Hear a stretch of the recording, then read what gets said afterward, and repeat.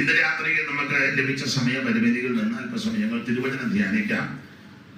അതിനെ അടിസ്ഥാനമായിട്ട് വായിച്ചത് എല്ലാവർക്കും പരിചിതമായ വാക്യമായ 29-ാം സങ്കീർത്തന 8-ാം വാക്യം ഒരിക്കൽ കൂടി ഒന്ന് വായിച്ച് സഹായിക്കണം. യഹോവയുടെ ശബ്ദം മരുഭൂമിയെ നടുക്കുന്നു, യഹോവ കാദേശ് മരുവിനെ നടുക്കുന്നു. ഒരിക്കൽ കൂടി നമ്മുടെ കരവും ശബ്ദം ഉയർത്തി ദൈവത്തെ ഒന്ന് മഹത്വപ്പെടുത്തുക. മുതൽ ഇന്നിതിലം വരെയും നിന്നെ കണ്ട നാളതു മുതൽ ഇന്നിതിലം വരെയും എനിക്ക് നന്മയങ്ങേ തിന്മയൊന്നും ചെയ്തതില്ല ചിന്തയിൽ എനിക്ക് നന്മയങ്ങേ തിന്മയൊന്നും ചെയ്തതില്ല ചിന്തയിൽ ആദിയല്ലോ എനിക്കു സഹായി നീയൻ പക്ഷം മായി നീയല്ലോ എനിക്കു സഹായി നിന്നെ കണ്ട നാളതു മുതൽ എന്നതിലം വരെ നിന്നെ കണ്ട നാളതു മുതൽ എന്നതിലം വരെ എനിക്ക് നന്മയങ്ങേ തിന്മയൊന്നും ചെയ്തതില്ല ചിന്തയിൽ എനിക്ക് നന്മയങ്ങേ തിന്മയൊന്നും ചെയ്തതില്ല ചിന്തയിൽ ആദിയല്ലോ നീയൻ പക്ഷം മതി നിന്റെ കൃപ മതി നീയല്ലോ ഇല്ല ഇതുപോൽ കണ്ടതില്ല ഞാൻ തുല്യമില്ല സഖിയേ ഇല്ല ഇതുപോൽ കണ്ടതില്ല ഞാൻ തുല്യമില്ല മനസ്സിൽ എല്ലാ നാളും ധ്യാനിച്ചിടുമ്പോൾ അല്ലൽ മാറിപ്പോകുമേ മനസ്സിൽ എല്ലാ നാളും ധ്യാനിച്ചിടുമ്പോൾ അല്ലൽ മാറിപ്പോകുമേ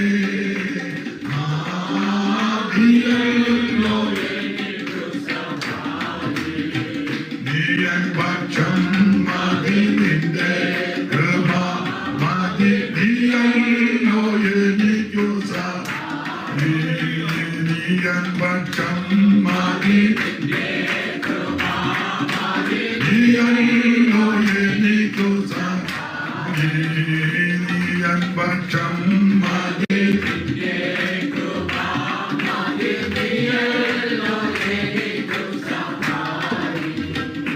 ഒരിക്കൽ കൂടി കരമുയർത്തി ദൈവത്തിന് മഹത്വപ്പെടുത്താം. ഈ നല്ല സന്ധ്യയ്ക്കായിട്ട് വീണ്ടും ദൈവത്തെ മഹത്വപ്പെടുത്തുന്നു. വായിച്ച തിരുവചനത്തിനെ അടിസ്ഥാനമാക്കി ചില കാര്യങ്ങൾ തിരുവചനത്തിൽ നിന്ന് വളരെ ശാന്തമായിട്ട് ചിന്തിക്കുക. അതിന് അടിസ്ഥാനമായിട്ട് വായിച്ചത് 29-ാം സങ്കീർത്തനം അതിന്റെ 8-ാമത്തെ തിരുവചനത്താണ്. യഹോവയുടെ ശബ്ദം മരുഭൂമിയെ നടക്കുന്ന യഹോവ കാദേശ് മരുവിനെ നടക്കുന്നു. വേദപുസ്തകത്തിൽ വളരെ പ്രധാനപ്പെട്ട ഒരു പുസ്തകമാണ് സങ്കീർത്തന പുസ്തകങ്ങൾ. 150 സങ്കീർത്തനങ്ങളാണ്.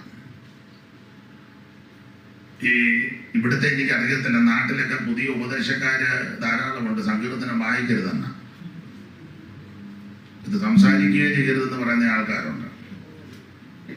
ചിലരെ ചോദിച്ചു പോലും ഇത് ഒന്നിച്ച് കുത്തിക്കെട്ടിയതാരാണ്, അവനതാ അറിയേണ്ടത്. പഴയ നിയമം പുതിയ നിയമം കൂടെ കുത്തിക്കെട്ടിയതാരാ. വേറൊരു വിഡ്ഢി ഒരിക്കൽ പറഞ്ഞത് കീറി കളഞ്ഞേക്കാൻ, പഴയ നിയമം മുഴുവൻ കീറി കളഞ്ഞേക്കാൻ പറഞ്ഞു. നമുക്ക് ഇങ്ങനെയുള്ളവർക്ക് വെളിവുണ്ടാകാനായിട്ട് പ്രാർത്ഥിക്കണം. നിങ്ങൾ പ്രാർത്ഥിക്കുന്ന കൂടെ ഇതും പ്രാർത്ഥിക്കണം. മെക്സിക്കോയിൽ പ്രവർത്തനമുണ്ട്, നല്ലതായി. ഇങ്ങനെയുള്ളവർ കൂടെ പ്രാർത്ഥിക്കണം. ദൈവമേ ഇങ്ങനെയുള്ളവർക്ക് നല്ല ബുദ്ധി. ഈ തിരുവെടുത്ത് പഠിക്കുമ്പോൾ ഇങ്ങനെ എല്ലാ തിരുവെടുത്തും ദൈവവിശ്വാസിയാണ്. വേദപുസ്തകത്തിന്റെ ഏത് ഭാഗത്തിൽ നിന്നും പ്രസംഗിക്കാം, പഠിക്കാം, പഠിപ്പിക്കാം, ധ്യാനിക്കാം, അയമറക്കാം. കാരണം ഇത് തിരുവെടുത്താണ്. ഇതിനകത്തെ പ്രധാനപ്പെട്ട വിഷയം മനുഷ്യവർഗത്തിന്റെ രക്ഷയാണ്. അത് തീത്തോസ് 2:11 പ്രയോഗമുണ്ട്. നമുക്കെല്ലാം കാണാപ്പാടമെങ്കിലും ഇത് വായിച്ചു. ഞാൻ ഈ സുജൻ എന്നോട് പറഞ്ഞു, ഇന്ന് വാക്യം വായിക്കാൻ ഒരാളെ ഇറക്കുന്നുണ്ടെന്ന്. ഹെബ്രോനിൽ നിന്ന്. അതാരാ ഇറക്കി? അമ്മമ്മ തന്നെയാണോ? പേര് പറഞ്ഞു. വത്സം എന്തു? ആരെവിടെ? മുണ്ടപ്പാടത്തെയാണോ? മുട്ടാണോ? എവിടുത്തെ?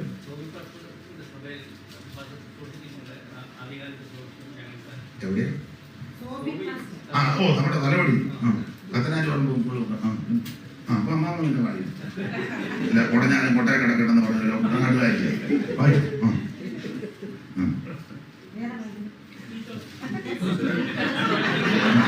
തീത്തോസ് 2:11. സകല മനുഷ്യർക്കും രക്ഷാകരമായ ദൈവകൃപ.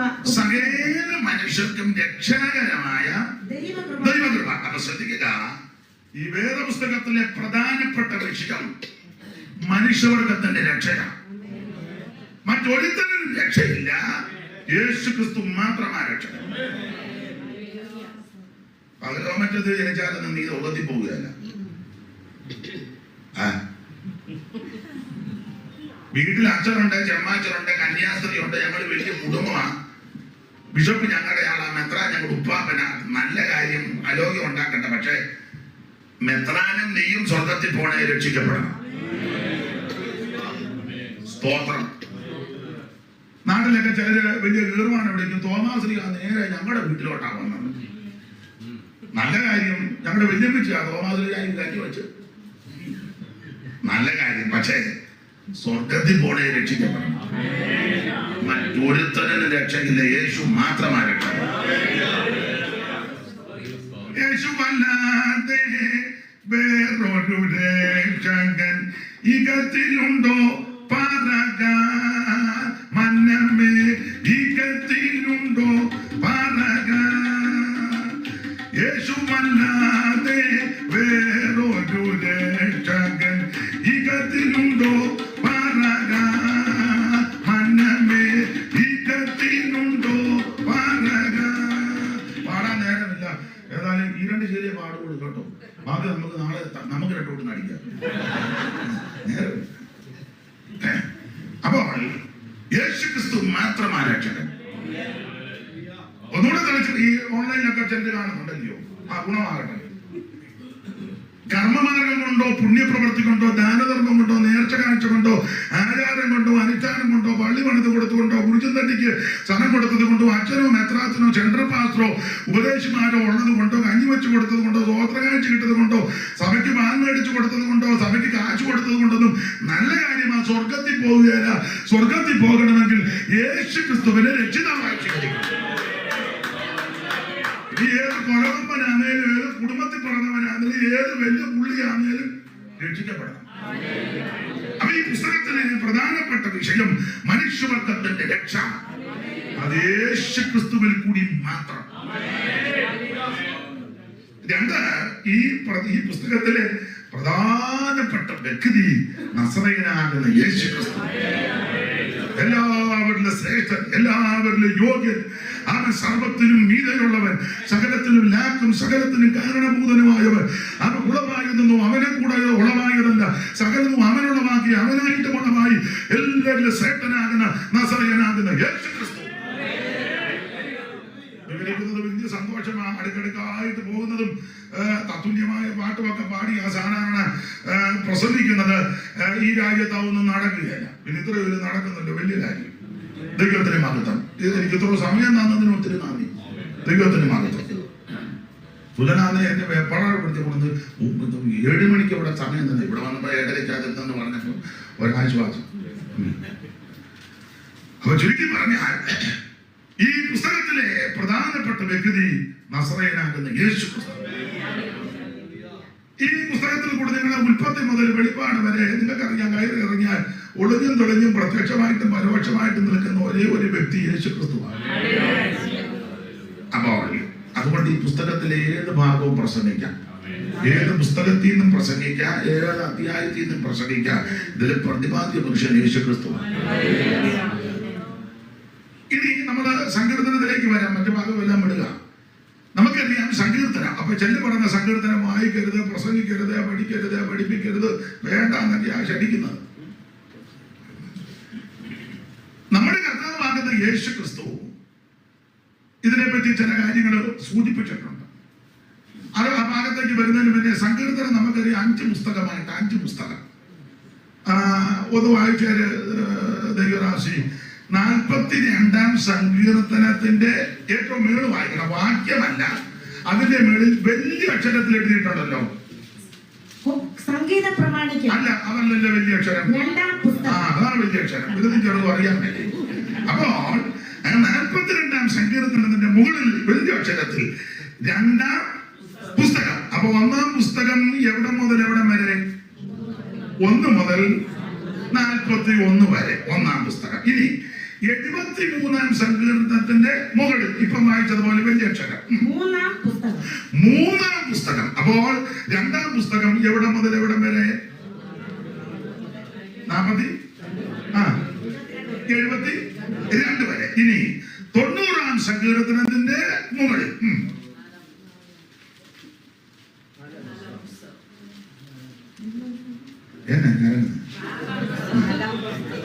അപ്പോൾ 4-ാം പുസ്തകം. അപ്പോൾ 3-ാം പുസ്തകം 73 മുതൽ 79 വരെ. ഇനി 107-ാം സങ്കീർത്തനത്തിന്റെ ഏറ്റവും മുകളില് ഇപ്പം വായിച്ചതുപോലെ 107-ന്റെ മുകളില് 5-ാം പുസ്തകം. അപ്പോൾ 4-ാം പുസ്തകം 90 മുതൽ 106 വരെ. അപ്പൊ ഈ 5-ാം പുസ്തകം ഏതാണെന്ന് മനസ്സിലായി കാണും. 107 മുതൽ 150. അപ്പോൾ ഈ സങ്കീർത്തന പുസ്തകം 150 പുസ്തകം 5 പുസ്തകമായിട്ടാണ് തിരിച്ചിരിക്കുന്നത്. ഇനി വേറൊരു പാഠമുണ്ട്. ഈ 5 പുസ്തകവും വേദപുസ്തകത്തിലെ ആദ്യ പുസ്തകങ്ങളാകുന്ന 5 പുസ്തകം ഉൽപ്പത്തി, പുറപ്പാട്, ലേവ്യ, സംഖ്യ, ആവർത്തനം ഇതുമായിട്ട് വളരെ യോജിച്ച് നിൽക്കുക. ആ ഭാഗത്തേക്ക് ഞാൻ പോകുന്നില്ല. വളരെ അനുഗ്രഹിക്കപ്പെട്ട പുസ്തകം. ഈ സങ്കീർത്തനത്തിൽ നമ്മുടെ കർത്താവാകുന്ന ഈ പുതിയ ആൾക്കാർ ഇവിടുന്ന് സങ്കീർത്തനം പറയരുതല്ല. അപ്പൊ അതിനൊരു ചെറിയ തെളിവ്, യേശു ക്രിസ്തു തിരുവെടുത്ത് പറഞ്ഞതുപോലെ മരിച്ചു അടക്കപ്പെട്ട് തിരുവെടുത്ത് പറഞ്ഞതുപോലെ ഇവിടുന്ന് 3-ാം ദിവസം ഉയർത്തു. അന്യശിഷ്യന്മാർക്കല്ല യേശു ക്രിസ്തു പ്രത്യക്ഷപ്പെട്ടു. അങ്ങനെ പ്രത്യക്ഷപ്പെട്ട കൂട്ടത്തിൽ എമ്മൗസിലേക്ക് 2 പേര് പോയി. ഒരാളുടെ പേര് എഴുതിയിട്ടുണ്ട് ക്ലയോപ്പ, തക്കോമാവ. യേശുദാനും കൂടെ നടന്ന് ചോദിച്ചു, നിങ്ങൾ ആരെന്തോ പറയാം. ഇന്നത്തെ രീതി വെച്ച് ഞാൻ പറഞ്ഞവരൊന്നും സാറൊന്നും അറിഞ്ഞില്ലേ? യേശുവാനൊന്നും അറിയുന്നില്ല. അപ്പൊ യേശു ചോദിച്ചു, എന്റെ സാറേ, ഞങ്ങൾ കുറെ നാളായിട്ട് ഒരു ക്രൂസൈഡിലായിരുന്നു. 2-3 കൊല്ലം. പകൽ പവർ കോൺഫറൻസും വൈകിട്ട് ഫയർ മീറ്റിംഗും ആയിരുന്നു. ആൾക്കാരൊക്കെ എഴുന്നേറ്റ് ഊട്ടുകയും എന്ന് വെച്ച് ഞാൻ നടത്തിയ പുള്ളിക്കകത്ത് പുള്ളി ഇടയ്ക്കിടയ്ക്ക് പറയുമായിരുന്നു, ഞാൻ ഉയർന്നു വന്നു. ഞങ്ങളെന്നേരം ഗ്ലോറി എന്നൊക്കെ പറഞ്ഞു വിശ്വസിച്ചൊന്നുമില്ല. ഓളം ഉണ്ടാക്കാൻ വേണ്ടി ഞങ്ങൾ വിറ്റത് കാൽവറി എന്നൊക്കെ പറഞ്ഞു ഇടയ്ക്ക്. ഇപ്പൊ എന്റെ സാറ് ഇപ്പം നാട്ടിൽ നിൽക്കാൻ മേലാത്ത പരിപാടി ഉണ്ടായി. ഞാൻ വിവരിക്കുന്നില്ല. അപ്പം യേശു ക്രിസ്തു മോശയുടെ ന്യായ പ്രമാണത്തിലും പ്രവാചക പുസ്തകങ്ങളിലും അടുത്തത് സങ്കീർത്തനങ്ങളിലും അവിടുത്തെ പറ്റി എഴുതിയതെല്ലാം അവർക്ക് തെളിയിച്ചു കൊടുത്തു. അപ്പൊ അവിടെ ഒരു പദമുണ്ട്, സങ്കീർത്തനങ്ങളിൽ അവിടുത്തെ പറ്റി എഴുതിയിട്ടുണ്ട്. പേര് വാട്സപ്പ് സൂസൻ വായിച്ചു. 24-44 ലൂക്കോസ് സങ്കീർത്തനത്തിൽ 24-44 സങ്കീർത്തനം 24 ലൂക്കോസ് 24-ന്റെ 44. പിന്നെ അവൻ അവരോട്, ഇതാകുന്നു നിങ്ങളോടുകൂടെ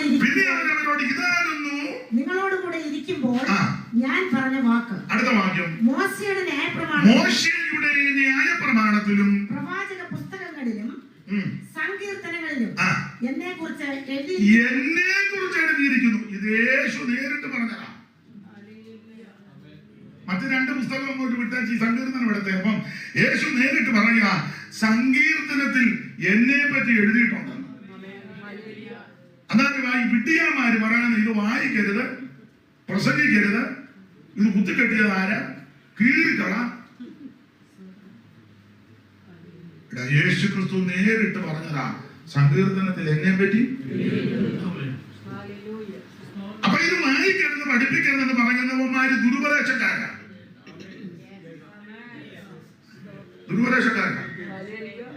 നീ യേശുവിനേക്കാളും വലിയ ബൈബിൾ സ്കൂളൊന്നും നടത്തണ്ട, യേശുവിനേക്കാളും വലിയ തിയോളജി ഒന്നും വേണ്ട. വേണ്ട വേണ്ട. എന്നെ എല്ലാരും വള്ളം മുങ്ങിയതുപോലെ യേശുക്രിസ്തു ആ സകലത്തിലും അവിടുന്ന് നേരിട്ട് പറഞ്ഞിരിക്കുക സങ്കീർത്തനത്തിൽ എന്നെ പറ്റി. നിങ്ങൾ സങ്കീർത്തനം എല്ലാം വന്ന് പഠിച്ചു. ചില സങ്കീർത്തനം തന്നെ മഷിക സങ്കീർത്തനമാണ്. അയ്യോ, രണ്ടാം സങ്കീർത്തനം എന്തോ മൊബൈലിൽ കളിക്കുന്നു. ഇതല്ലേ ലൈവ്? ആ ലൈവ് നിർത്തി, ഈ ലൈവ്. അപ്പൊ ശ്രദ്ധിക്കുക. എന്തിനുണ്ട് ഞാൻ പറയൂലേ, യേശു ക്രിസ്തു നേരിട്ട് പറഞ്ഞു സങ്കീർത്തനത്തിൽ എന്നെ പറ്റി എഴുതി. രണ്ടാം സങ്കീർത്തനം 12, അവൻ കോപിച്ചിട്ട് നിങ്ങൾ വഴിയിൽ വെച്ച് നശിക്കാതിരിപ്പാൻ പുത്രനാകുന്ന യേശു ക്രിസ്തു സ്വർഗം സാക്ഷ്യം പറഞ്ഞു. സ്നാനപ്പെട്ടപ്പോൾ ഇവൻ എന്റെ പ്രിയപുത്രൻ. മലയിൽ ഇരുന്ന് പ്രാർത്ഥിക്കുമ്പോൾ അവൻ 3 പേര് പ്രത്യക്ഷപ്പെട്ടു. മോശയും ഏലിയാവും പ്രത്യക്ഷപ്പെട്ടു. അപ്പോൾ പത്രോസ് പറഞ്ഞു, നമുക്കിവിടെ 3 കുടിലുണ്ടാക്കാം, ദൈവത്തിന്റെ മഹത്വം. എന്നിട്ട് താഴോട്ട് പറയുക, സ്വർഗം ഒരു ഇടി മുഴങ്ങിയപ്പോ പറഞ്ഞു, ഇവൻ എന്റെ പ്രിയപുത്രൻ, ഇവന് ചെവി കൊടുപ്പി. ആ പുത്രൻ നസറേയനാകുന്ന യേശു ക്രിസ്തു. യേശു ക്രിസ്തുവാണ് പ്രിയപുത്രൻ, ദൈവത്തിന്റെ പുത്രൻ. ദൈവത്തിന് മഹത്വം. പുത്രന്റെ നാമത്തിൽ ചോദിക്കുമ്പോൾ ഉത്തരം തരുമൻ. പുത്രന്റെ നാമത്തിൽ ചോദിക്കുമ്പോൾ അവൻ ഉത്തരം തരുമൻ. അവൻ നീക്കപ്പെടാത്തവൻ വാഗ്ദത്തവൻ പേർക്കുനിതാകുമല്ലോ. അവൻ നീക്കപ്പെടാത്തവൻ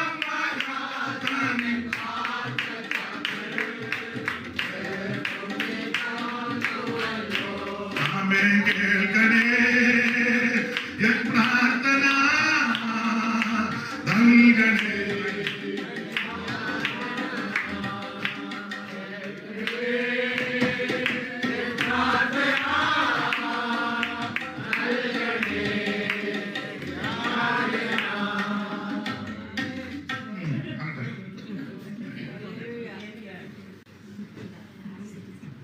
കേൾക്കണേ എൻ പ്രാർത്ഥന നൽകണേ എൻ യാചന.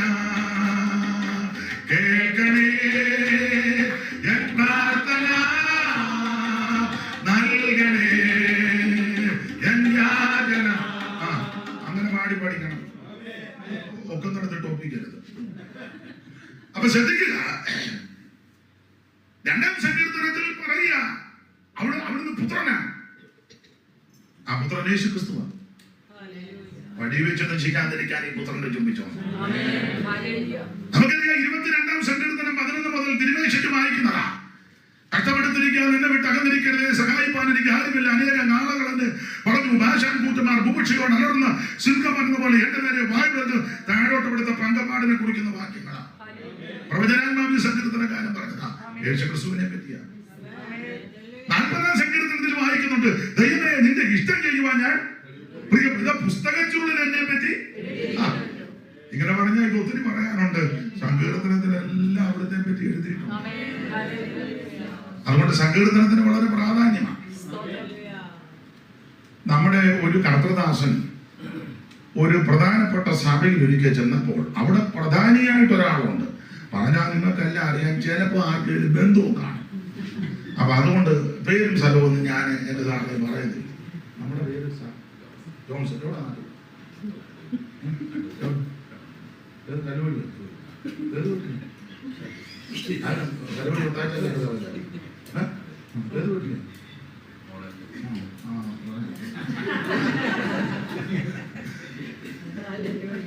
താങ്കൂടിയായിട്ട് ബന്ധമില്ലല്ലോ. ചെറിയ ബന്ധമുണ്ട്. അപ്പൊ ശ്രദ്ധിക്കുക, അവരുടെ കാര്യമൊന്നുമല്ല കേട്ടോ. ദൈവത്തിന്റെ മകത്വം. മഞ്ചോട്ടാനും ഞങ്ങളൊക്കെ വളരെ അടുപ്പം. പെന്തിക്കോസിന്റെ ആരംഭകാലത്തിലെ പ്രധാനപ്പെട്ട ആളാണ് ആനന്ദപ്പുഴി കീവർഗീച്ചൻ, ബെഞ്ചോ വർഗീസിന്റെ പിതാവ്, തൂവര കീവർഗീച്ചൻ എന്നറിയപ്പെടുന്നത്. അവരൊക്കെ ഈ വേലയ്ക്ക് ഒത്തിരി ചുമല് കൊടുത്തവരാ. അപ്പൊ നിൽക്കട്ടെ. അപ്പോൾ കോട്ടയം സൈഡിലെ അത്ര പറയുന്നുള്ളൂ, അല്ലെ ഇന്ന് തെറ്റിദ്ധാരണ വരും. നമ്മുടെ ഒരു കർത്തദാസനും ആ സഭയിൽ ചെന്നപ്പോൾ അവിടുത്തെ ഒരു പ്രധാനി അടുത്തടുത്തിരുന്നപ്പം ചോദിച്ചു, എന്തുവാ ഇന്ന് പ്രസംഗിക്കുന്നത്? അപ്പൊ ചെന്ന ദൈവദാസൻ പറഞ്ഞു, ഇന്ന് സങ്കീർത്തനത്തിൽ നിന്നാ പറയുന്നത്. ഉടനെ പ്രധാനി സങ്കീർത്തനമൊന്നും ഇവിടെ പറയണ്ട. അപ്പൊ ചെന്ന പുള്ളി, അതെന്താ? ഉടനെ പ്രധാനി സങ്കീർത്തനത്തിൽ കൂടുതൽ ദാവീദിന്റെ കാര്യം, അയാൾ മുഴുവൻ പാപം ചെയ്ത് വെച്ചിരിക്കുക, അതുകൊണ്ട് അയാളുടെ കാര്യം ഒന്നും ഇവിടെ പറയണ്ട. ഉടനെ ചെന്ന പുള്ളി, എന്തുവാ ഇവിടെ പറയണ്ടേ? ഉടനെ സഭയിലെ പ്രധാനി ഇവിടെ സുവിശേഷം പറഞ്ഞു. അപ്പൊ ഈ കടുവായെ പിടിച്ച് വിടുവാന്ന് പറഞ്ഞ ചെന്ന പുള്ളിയും പിടിക്കണ. പുള്ളിയോടെ ചോദിച്ചു, ആട്ടെ സുവിശേഷം പറയാം. സുവിശേഷം എന്നാൽ എന്ത്? വെട്ടിനകത്തായി. തിമോത്തിയോസിന്റെ 2-ാം ലേഖനം 2-ാം അധ്യായത്തിന്റെ 8-ാം വാക്യത്തിൽ ഏതാന്ന് രേഖപ്പെടുത്തിയിട്ടുണ്ടല്ലോ. വായിച്ചോ, പെട്ടെന്ന് വായിച്ചോ. ദാവീദിന്റെ സന്തതിയായി തുടക്കത്തിലെ ദാവീദിന്റെ പേരാ. ദാവീദിന്റെ സന്തതിയായി ജനിച്ച് മരിച്ചിട്ട് ഉയർത്തെഴുന്നേറ്റ യേശുക്രിസ്തു. മതി.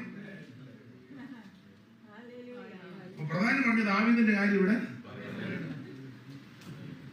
പുള്ളി പറഞ്ഞു, സുവിശേഷം പറയണമെങ്കിൽ പുള്ളിയുടെ പേര്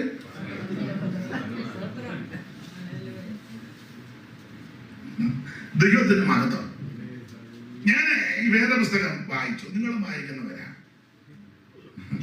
ദാവീദിനെ പറ്റി ഏതാണ്ട് 1040 പ്രാവശ്യം പേര് പറഞ്ഞിട്ടുണ്ട്. ഉള്ളിലകത്തെ ആളാന്ന് ഇത്രയും പേര് പറഞ്ഞു. 1040 പ്രാവശ്യം. അത് കൂടും. ഞാൻ എന്നിട്ട് 1040 കിട്ടിയോളൂ. നിങ്ങളൊക്കെ ഇനി ഞാൻ കുറച്ചുകൂടെ കിട്ടും. നമ്മുടെ ഇരിപ്പാണ് പറയുക, എണ്ണാന്നല്ല ദൈവത്തിന്റെ മഹത്വം.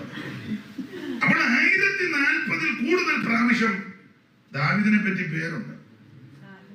അതിൽ 127 പ്രാവശ്യം പുതിയ നിയമത്തിലുണ്ട് പേര്. 127 മാത്രമാണോ പുതിയ നിയമം ആരംഭിക്കുന്ന ദാവീദിന്റെ പേര് പറഞ്ഞ? വായിച്ചാണോ പുതിയ നിയമം ആരംഭിക്കുന്നത്? വായിച്ച പെട്ടെന്ന് വായിക്കും. എവിടാ പുതിയ നിയമം ആരംഭിക്കുന്നത്? വായിക്കും, പെട്ടെന്ന് വായിക്കും. ഓരോന്നാണ് പറയുന്നത്, ഒരു ഉദ്ദേശം. ഉറക്കെ വായിച്ചു. അബ്രഹാമിന്റെ പുത്രനായ ദാവീദിന്റെ പുത്രനായ. അപ്പൊ തുടക്കം പുതിയ നിയമം തുടങ്ങുന്നത് ദാവീദിന്റെ പേര് പറഞ്ഞ. അബ്രഹാമിന്റെ പുത്രനായി ദാവീദിന്റെ പുത്രനായി. അല്ല, പുതിയ നിയമം അവസാനിപ്പിക്കുമ്പോഴും ദാവീദിന്റെ പേര് പറഞ്ഞുണ്ട്. 22:14 പുതിയ നിയമം അവസാനിപ്പിക്കുമ്പോഴേ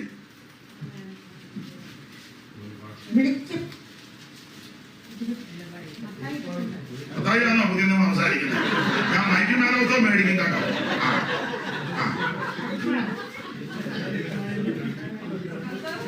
ജീവന്റെ വൃക്ഷത്തിൽ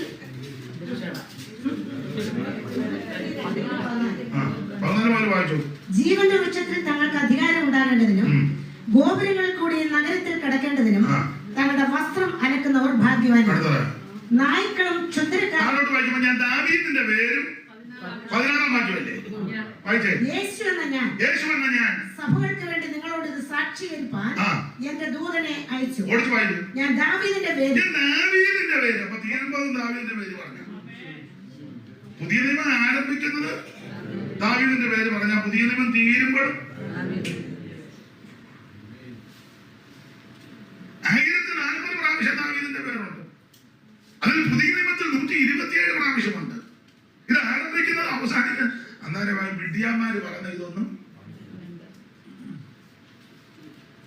എന്നാ ഒരു ദീർഘശ്വാസം വിട്ടെ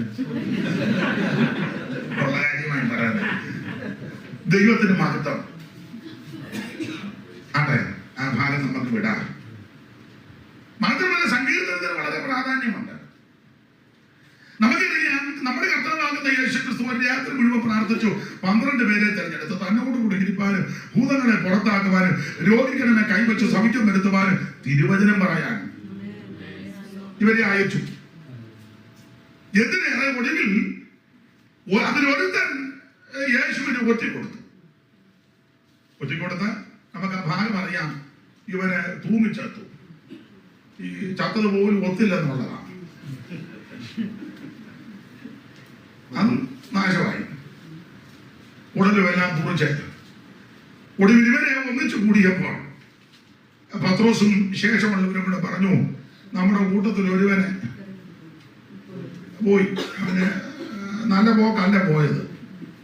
എന്നിട്ട് പറഞ്ഞു, നമുക്ക് ഒരുത്തനെ തിരഞ്ഞെടുക്കണം. 12 പേരെയാണ് കർത്താവാക്കിയത്.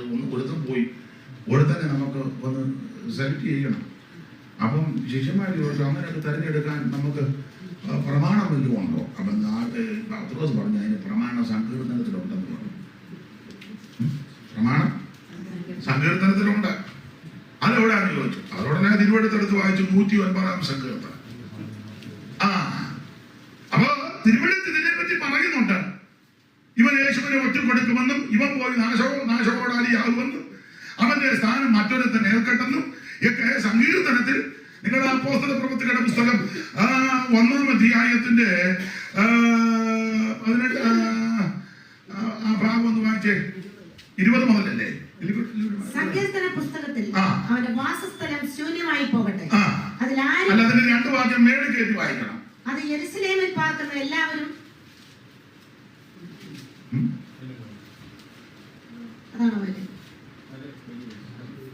യേശുവിനെ പിടിച്ചവർക്ക് വഴികാട്ടിയായി തീർന്ന യൂദയെ യേശുക്രിസ്തുവിനെ പിടിച്ചു കാണിച്ച് കൊടുത്തു കാണിച്ച യൂദ വഴികാട്ടിയായി തീർന്ന യൂദയെ കുറിച്ച് പരിശുദ്ധാത്മാവ് ദാവീദ് മുഖാന്തരം മുൻപറഞ്ഞ തിരുവഴുത്തിന് നിവർത്തി വരുവാൻ ആവശ്യമായിരുന്നു. അപ്പം ദാവീദ് ഇതിനെപ്പറ്റി നേരത്തെ പറഞ്ഞു. യേശുവിനെ കാണിച്ചു കൊടുത്ത യൂദായ്ക്ക് വരുന്ന ഗതിയും സംഭവമൊക്കെ ദാവീദ്, യൂദായും യേശുക്രിസ്തു ഒക്കെ ജനിക്കുന്നതിന് നൂറ്റാണ്ടുകൾക്ക് മുമ്പ് ദാവീദ് പറഞ്ഞെന്ന്. അത് പത്രോസ് എടുത്തൊന്ന് ഉദ്ധരിച്ചു. അടുത്ത വാക്യം വായിക്കാം മാമേ. അവൻ ഞങ്ങളുടെ എണ്ണത്തിൽ ഉൾപ്പെട്ടവനായി, 12 എണ്ണത്തിൽ ഒന്നായിരുന്നു ഇവനെ, ഉൾപ്പെട്ടവനായി ഈ ശുശ്രൂഷയിൽ പങ്ക് ലഭിച്ചിരുന്നുവല്ലോ. അവൻ അനീതിയുടെ കൂലി കൊണ്ട് ഇടയ്ക്കൊരു കാര്യം പറയാം. അനീതികളെ ഒന്നും നമ്മുടെ കൈവശം കാണരുത് കേട്ടോ. കൈ വെടിപ്പായിരിക്കണം. ദൈവസന്നിധി കൈ വളർത്തുമ്പോൾ വെടിപ്പുള്ള കൈ നിർമ്മല. അടിച്ചു മാറ്റരുത്, ചതിക്കരുത്, വഞ്ചിക്കരുത്, കള്ളത്തരം പറയരുത്, കള്ളത്തരം പറഞ്ഞൊന്നും സമ്പാദിക്കരുത്, സഹോദരനെ ചതിക്കരുത്, ചേട്ടന്റെ അനിയന്റെ വസ്തു അവനറിയാതെ കള്ളയാധാരം ഉണ്ടാക്കരുത്. അപ്പൻ വായു വലിച്ചു ഇങ്ങനെ കിടക്കുമ്പം അടുത്ത അപ്പനെ ശുശ്രൂഷിക്കാൻ ചെന്ന് ബെല്ല് പിടിച്ചമക്കി ഒപ്പ് മേടിച്ച് പേര് കൂട്ടി ആധാരമാക്കിച്ച് കരവടച്ച രസീതുമായിട്ട് മുങ്ങരുത്. ചേട്ടനോ അനിയനോ ചെടുത്തിക്കോ അനിയത്തിക്കോ പെങ്ങക്കോ അനിയനോ ഒക്കെ കൊടുക്കാനുള്ളത് കൃത്യം കൊടുക്കണം. കൊടുത്തുവെച്ച് വന്ന് കൈയടിക്കാവോ? കൊടുത്തുവെച്ച സ്വോത്രം പറയാവോ? കൊടുത്തുവെച്ച കാറിന്റെ വൈപ്പർ അടിക്കുമ്പോൾ ഇരുന്ന് ഇതൊക്കെ നീതിയായിരിക്കണം. അനീതിയുടെ ഒന്നും എന്റെ നിങ്ങളുടെ കൂടാരത്തിൽ കാണരുത്. ചിലപ്പോൾ ആൾക്കാർ പറയും കഴിവില്ല, മിടുക്കാനല്ല, ഒന്നും സമ്പാദിക്കാൻ. അത് പറഞ്ഞോട്ടെ, അത്ര വലിയ ഉള്ളൂ, അടിച്ചു മാറ്റിയില്ലല്ലോ. പ്രാഗൽഭ്യം ഉണ്ടായിരിക്കണം. ഈ ദൈവസന്നിധി മുഴങ്ങാനും അടക്കുന്ന ഹൃദയം പ്രാഗൽഭ്യത്തോടിരിക്കണം. സ്തോത്രം. ചെല്ലപ്പതി ഭയങ്കര മിടുക്കനാ. എങ്ങനെയാ ഇതെല്ലാം ഉണ്ടാക്കിയേ? മിക്കവരും കള്ളത്തരം കാണിച്ചും ചതിച്ചും വഞ്ചിച്ചും കേസ് നടത്തി കോടതി കയറി. പേര് സ്ഥലം ഒന്നും പറയത്തില്ല. ഒരു സഹോദരൻ ഗൾഫിൽ കിടന്ന് കഷ്ടപ്പെട്ടപ്പോൾ അനിയന്മാരുടെ പേരിൽ അയച്ചു കൊടുത്ത വസ്തുവൊക്കെ മേടിക്കാം. അനിയന്മാർ നന്നായിട്ട് മേടിച്ചു അവരുടെ പേരിൽ. അവൻ തിരിച്ചു വന്നപ്പം വീടുമില്ല. എന്നെ വിളിച്ച് പറഞ്ഞു, ഞാൻ എടുക്കാനാ പ്രാർത്ഥിക്കാം. കൊടുത്തപ്പോ എന്നോട് ചോദിച്ചില്ലല്ലോ.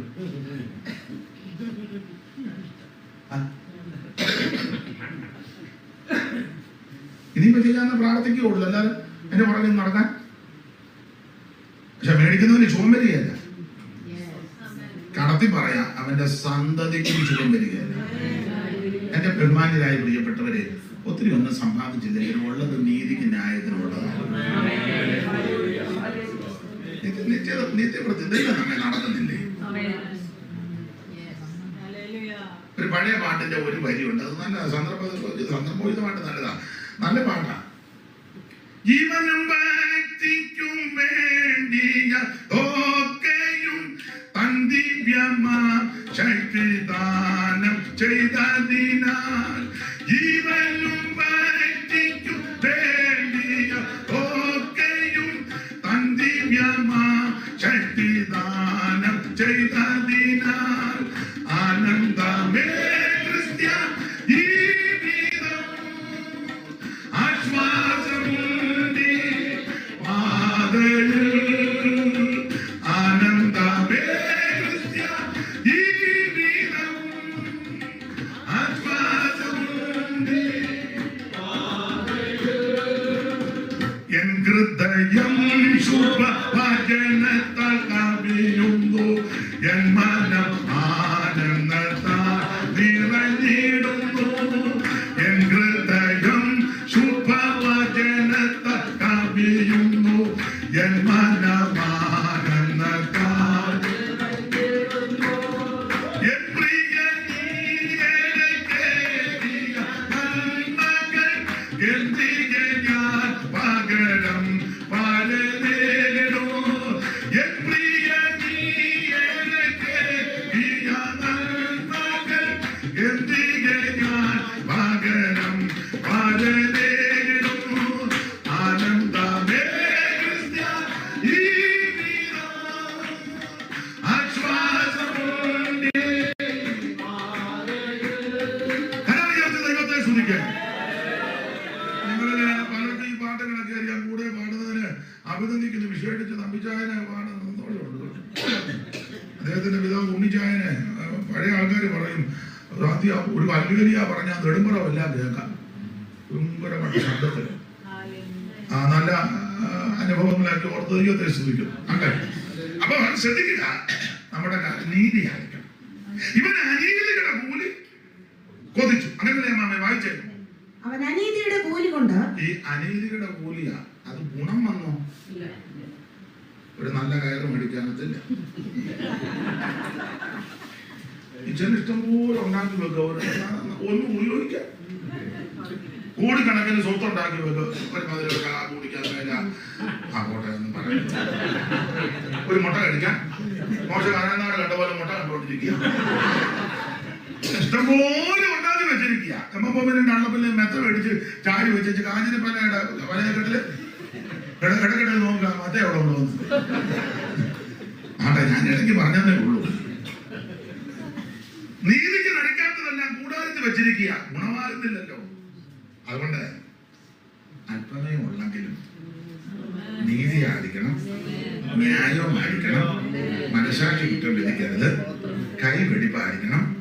ഇത് മലർത്തപ്പോ അകൃത്യം ഒന്നും ഇതിനകത്ത് കാണരുത്. ദൈവത്തിന് സ്തോത്രം. അകൃത്യം കരുതിയതിന്റെ കർത്താവ്.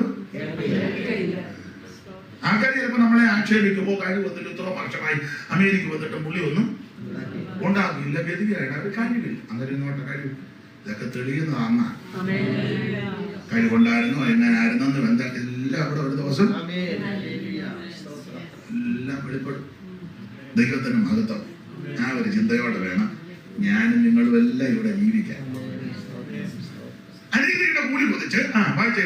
അവൻ അനീതിയുടെ കൂലി കൊണ്ട് ഒരു നിലം മേടിച്ചു, അതും ഗുണമായില്ല. തലകീഴായി വീണ് നടുവെ പിളർന്ന്. വീണത് യോഗ്യനല്ല വീണത്. കയറ് നല്ലതല്ല, നിലം ഒതുങ്ങിയില്ല, കൂലി കിട്ടിയതൊന്നും ഒതുങ്ങിയില്ല, അടക്കം കിട്ടിയില്ല, കുടല് തുറച്ചു, എന്തെല്ലാം കുഴപ്പടി ഉണ്ടായെന്ന് ഓർത്തോണം. സ്തോത്രം. ഇനി ഓടിച്ചു വായിച്ചോ, നേരമില്ല. അവന്റെ കുടലെല്ലാം തുറച്ചു പോയി. അത് യെരൂശലേമിൽ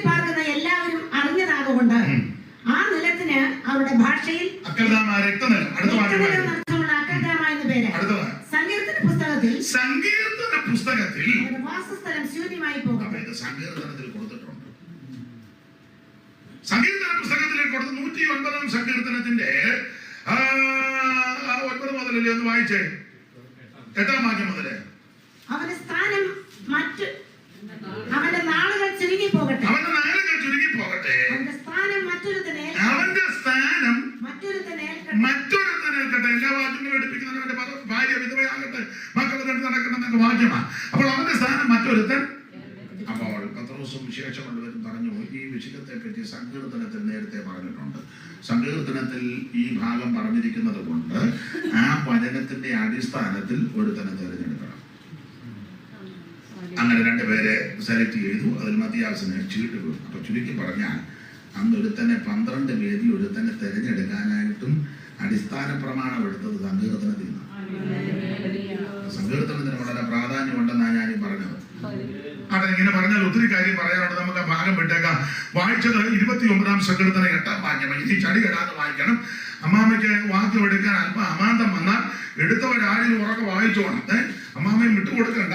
ദൈവത്തിന്റെ മഹത്വം. ചടി കെടാതെ വായിച്ചോണം. 29-ാം സങ്കീർത്തനം 8-ാം വാക്യം. യഹോവയുടെ ശബ്ദം മരുഭൂമിയെ നടുക്കുന്നു.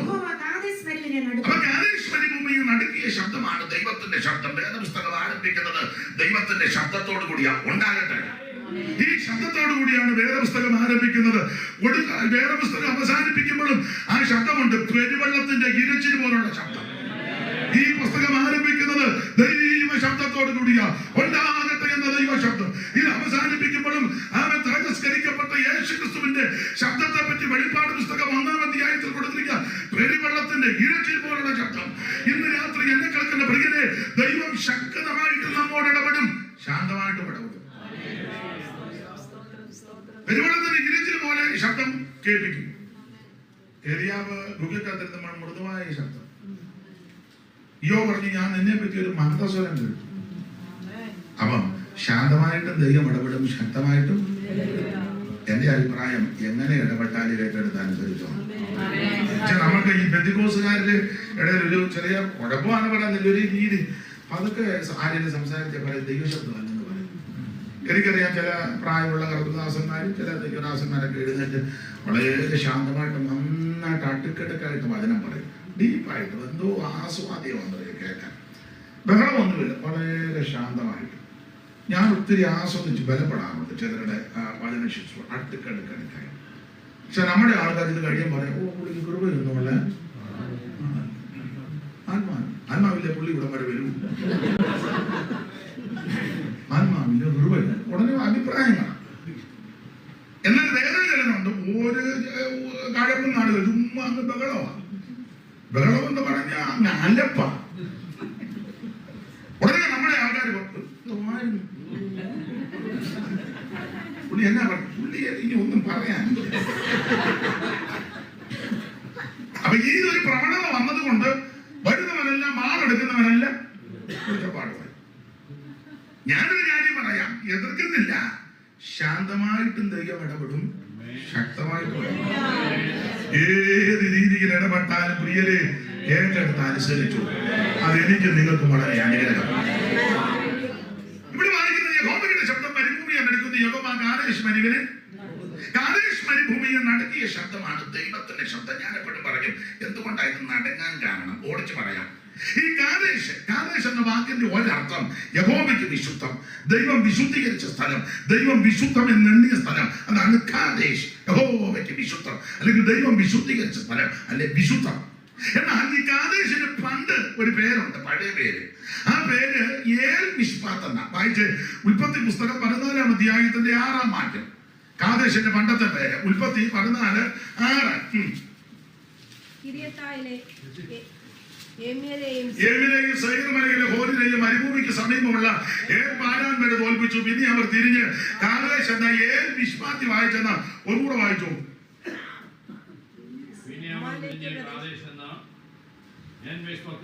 മതി. അപ്പൊ ഏമിനെയും സൈർ മലയിലെ ഹോരിനെയും മരുഭൂമിക്ക് സമീപമുള്ള ഏൽ പാരാൻ വരെ തോൽപ്പിച്ചു. പിന്നെ അവർ തിരിഞ്ഞ് കാദേശ് എന്ന ഏൽ മിഷ്പാത്ത്. അപ്പൊ കാദേശിന്റെ പണ്ടത്തെ പേരാണ് ഏൽ മിഷ്പാത്ത്. ഏൽ മിഷ്പാത്ത് എന്ന വാക്കിന്റെ ഒരർത്ഥം ന്യായവതിയുടെ സ്ഥലം. കാരണം വേദപുസ്തകം പഠിക്കുന്നവർക്കറിയാം, ഉൽപ്പത്തി പുസ്തകം 14 അധ്യായം യുദ്ധങ്ങളുടെ അധ്യായമാണ്. 4 നാട്ടുരാജാക്കന്മാർ 5 നാട്ടുരാജാക്കന്മാരുമായിട്ട് യുദ്ധം ചെയ്തു.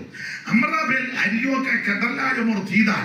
ആദിയായ ബാബിലോണിൽ ചായ്വുള്ള 4 പേര്, ബേര, ബിർശ, ശിനാബ്, സോവർ, ആദിയായ സോദോമിൽ ചായ്വുള്ള 5 പേരുമായിട്ട് യുദ്ധം ചെയ്തു. ഈ യുദ്ധത്തിൽ 4 പേരെ പേടിച്ച് 5 പേര് ഓടിപ്പോയ കൂട്ടത്തിൽ സോദോം രാജാവ് കുടിക്കകത്ത് പോയി. പലരും ചെതറി ഓടി. ഒരുത്തിന് എതിർച്ചയാ ഓടി വന്ന് എബ്രായനെ അബ്രഹാമിനോട് വന്ന് പറഞ്ഞു, സോദോമിൽ യുദ്ധം നടന്നു, നിന്റെ സഹോദരപുത്രൻ ലോത്തിനെ കുടുംബത്തെ തട്ടിക്കൊണ്ടുപോയി. അന്ന് അബ്രഹാം മമ്രയുടെ തോപ്പില. പെട്ടെന്ന് അബ്രഹാം ചാടി എഴുന്നേറ്റ് വീട്ടിൽ ജനിച്ചു വളർത്തപ്പെട്ട 318 അഭ്യാസികളെയും മമ്ര, ആനേർ, യെഷ്കോൻ, അങ്ങനെ 318 3 321 അബ്രഹാമിനെ കൂട്ടി 322 പേര് കണക്കൊപ്പിച്ച് യുദ്ധത്തിന് പുറപ്പെട്ട് അങ്ങനെ സോദോമിനെ കൊള്ളയിട്ട് 4 വമ്പൻ രാജാക്കന്മാരെ അബ്രഹാം അമ്പയെ പരാജയപ്പെടുത്തി ശിഷ്ടമുള്ള ജനത്തെ നിഗ്രഹിച്ചു കൊന്നൊടുക്കി. അവരെ കൊന്നൊടുക്കിയ സ്ഥലമാണ് ഏൽ മിഷ്പാത്ത്. അതുകൊണ്ടാണ് ആ സ്ഥലത്തിന് ന്യായവതികളുടെ സ്ഥലം എന്ന അർത്ഥം വന്നത്.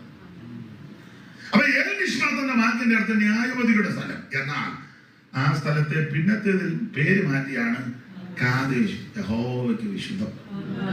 ഇത് നമ്മോടുള്ള ബന്ധത്തിൽ ഒരു കാലത്ത് ഞാനും നിങ്ങളുമല്ല ന്യായവതിക്ക് അല്ല ശിക്ഷാവിധിക്ക് അർഹരായി പോയവരാണ്.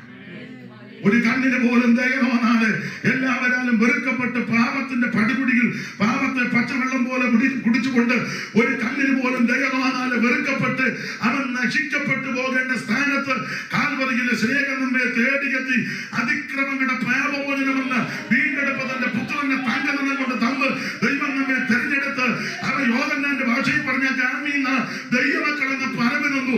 പൗലോസിന്റെ ഭാഷയിൽ പറഞ്ഞാൽ അവൻ സ്വർഗീയ വിളി ഓഹരിക്കാരാക്കി. അവൻ വീണ്ടും പറഞ്ഞാൽ നമ്മെ സ്വർഗത്തിൽ കൊണ്ടുവന്നിരുത്തി ദൈവമക്കളെന്നുള്ള പദവി നമുക്ക്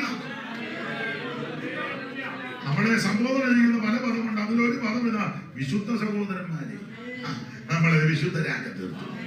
അപ്പൊ ന്യായവിധിക്ക് അല്ല, ശരിക്കും വിപിളിക്കലായിട്ട് പറഞ്ഞ ശിക്ഷാവിധിക്ക് അർഹരായി പോയ എന്നെ നിങ്ങളെ അവിടുന്ന് കോരിയെടുത്ത് ദൈവമക്കളാക്കി ശിക്ഷകൻ പോയല്ലോ, രക്ഷിതരായല്ലോ, ശിക്ഷകൻ പോയല്ലോ, നാം രക്ഷിതരായല്ലോ, വിമോചിതരായല്ലോ, ശിക്ഷായോഗ്യ ദൈവത്തിൻ്റെ അവകാശികളായല്ലോ, ശിക്ഷായോഗ്യ ദൈവത്തിൻ അവകാശികളായല്ലോ.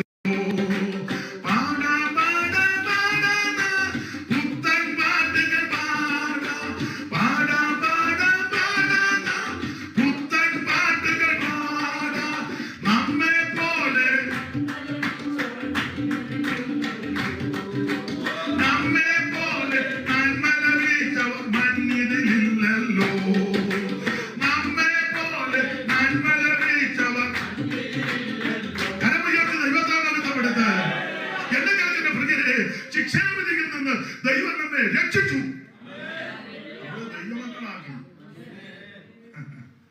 ഒരു കാലത്ത് ഞാൻ നിങ്ങളുടെ വല്ല ആ വിധത്തിൽ ന്യായവിധിക്ക് അർഹരായി പോയവരാ.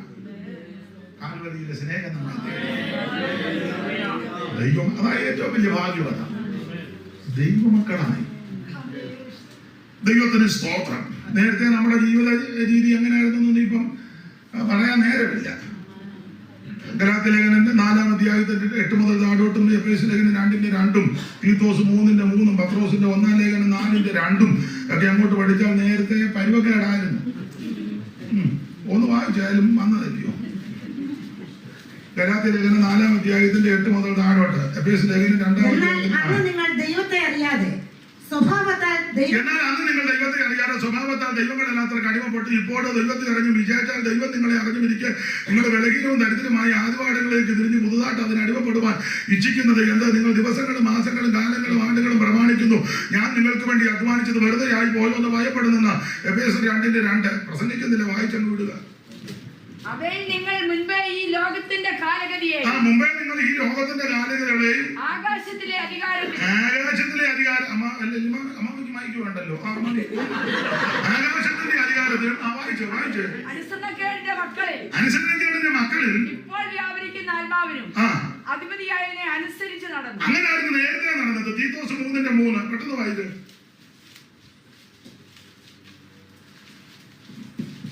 തീത്തോസ് ഇല്ലേ? അങ്ങനെ വാക്യമുണ്ട് തീത്തോസിനെ കാണാഞ്ഞിട്ടെന്ന്. മുമ്പേ നാമും ബുദ്ധി കെട്ടവരും അനുസരണമില്ലാത്തവരും വഴിതെറ്റി നടന്നവരും നാനാ മോഹങ്ങൾക്കും ബോധങ്ങൾക്കും അധീനരും പിന്നെ ഈർഷ്യയിലും അസൂയയിലും കാലം കഴിക്കുന്നവരും ദ്വേഷിതരും അന്യോന്യം പകയ്ക്കുന്നവരുമായിരുന്നു. നേരത്തെ അങ്ങനെ ആയിരുന്നെന്ന് എഫേസ്യർ 5:8.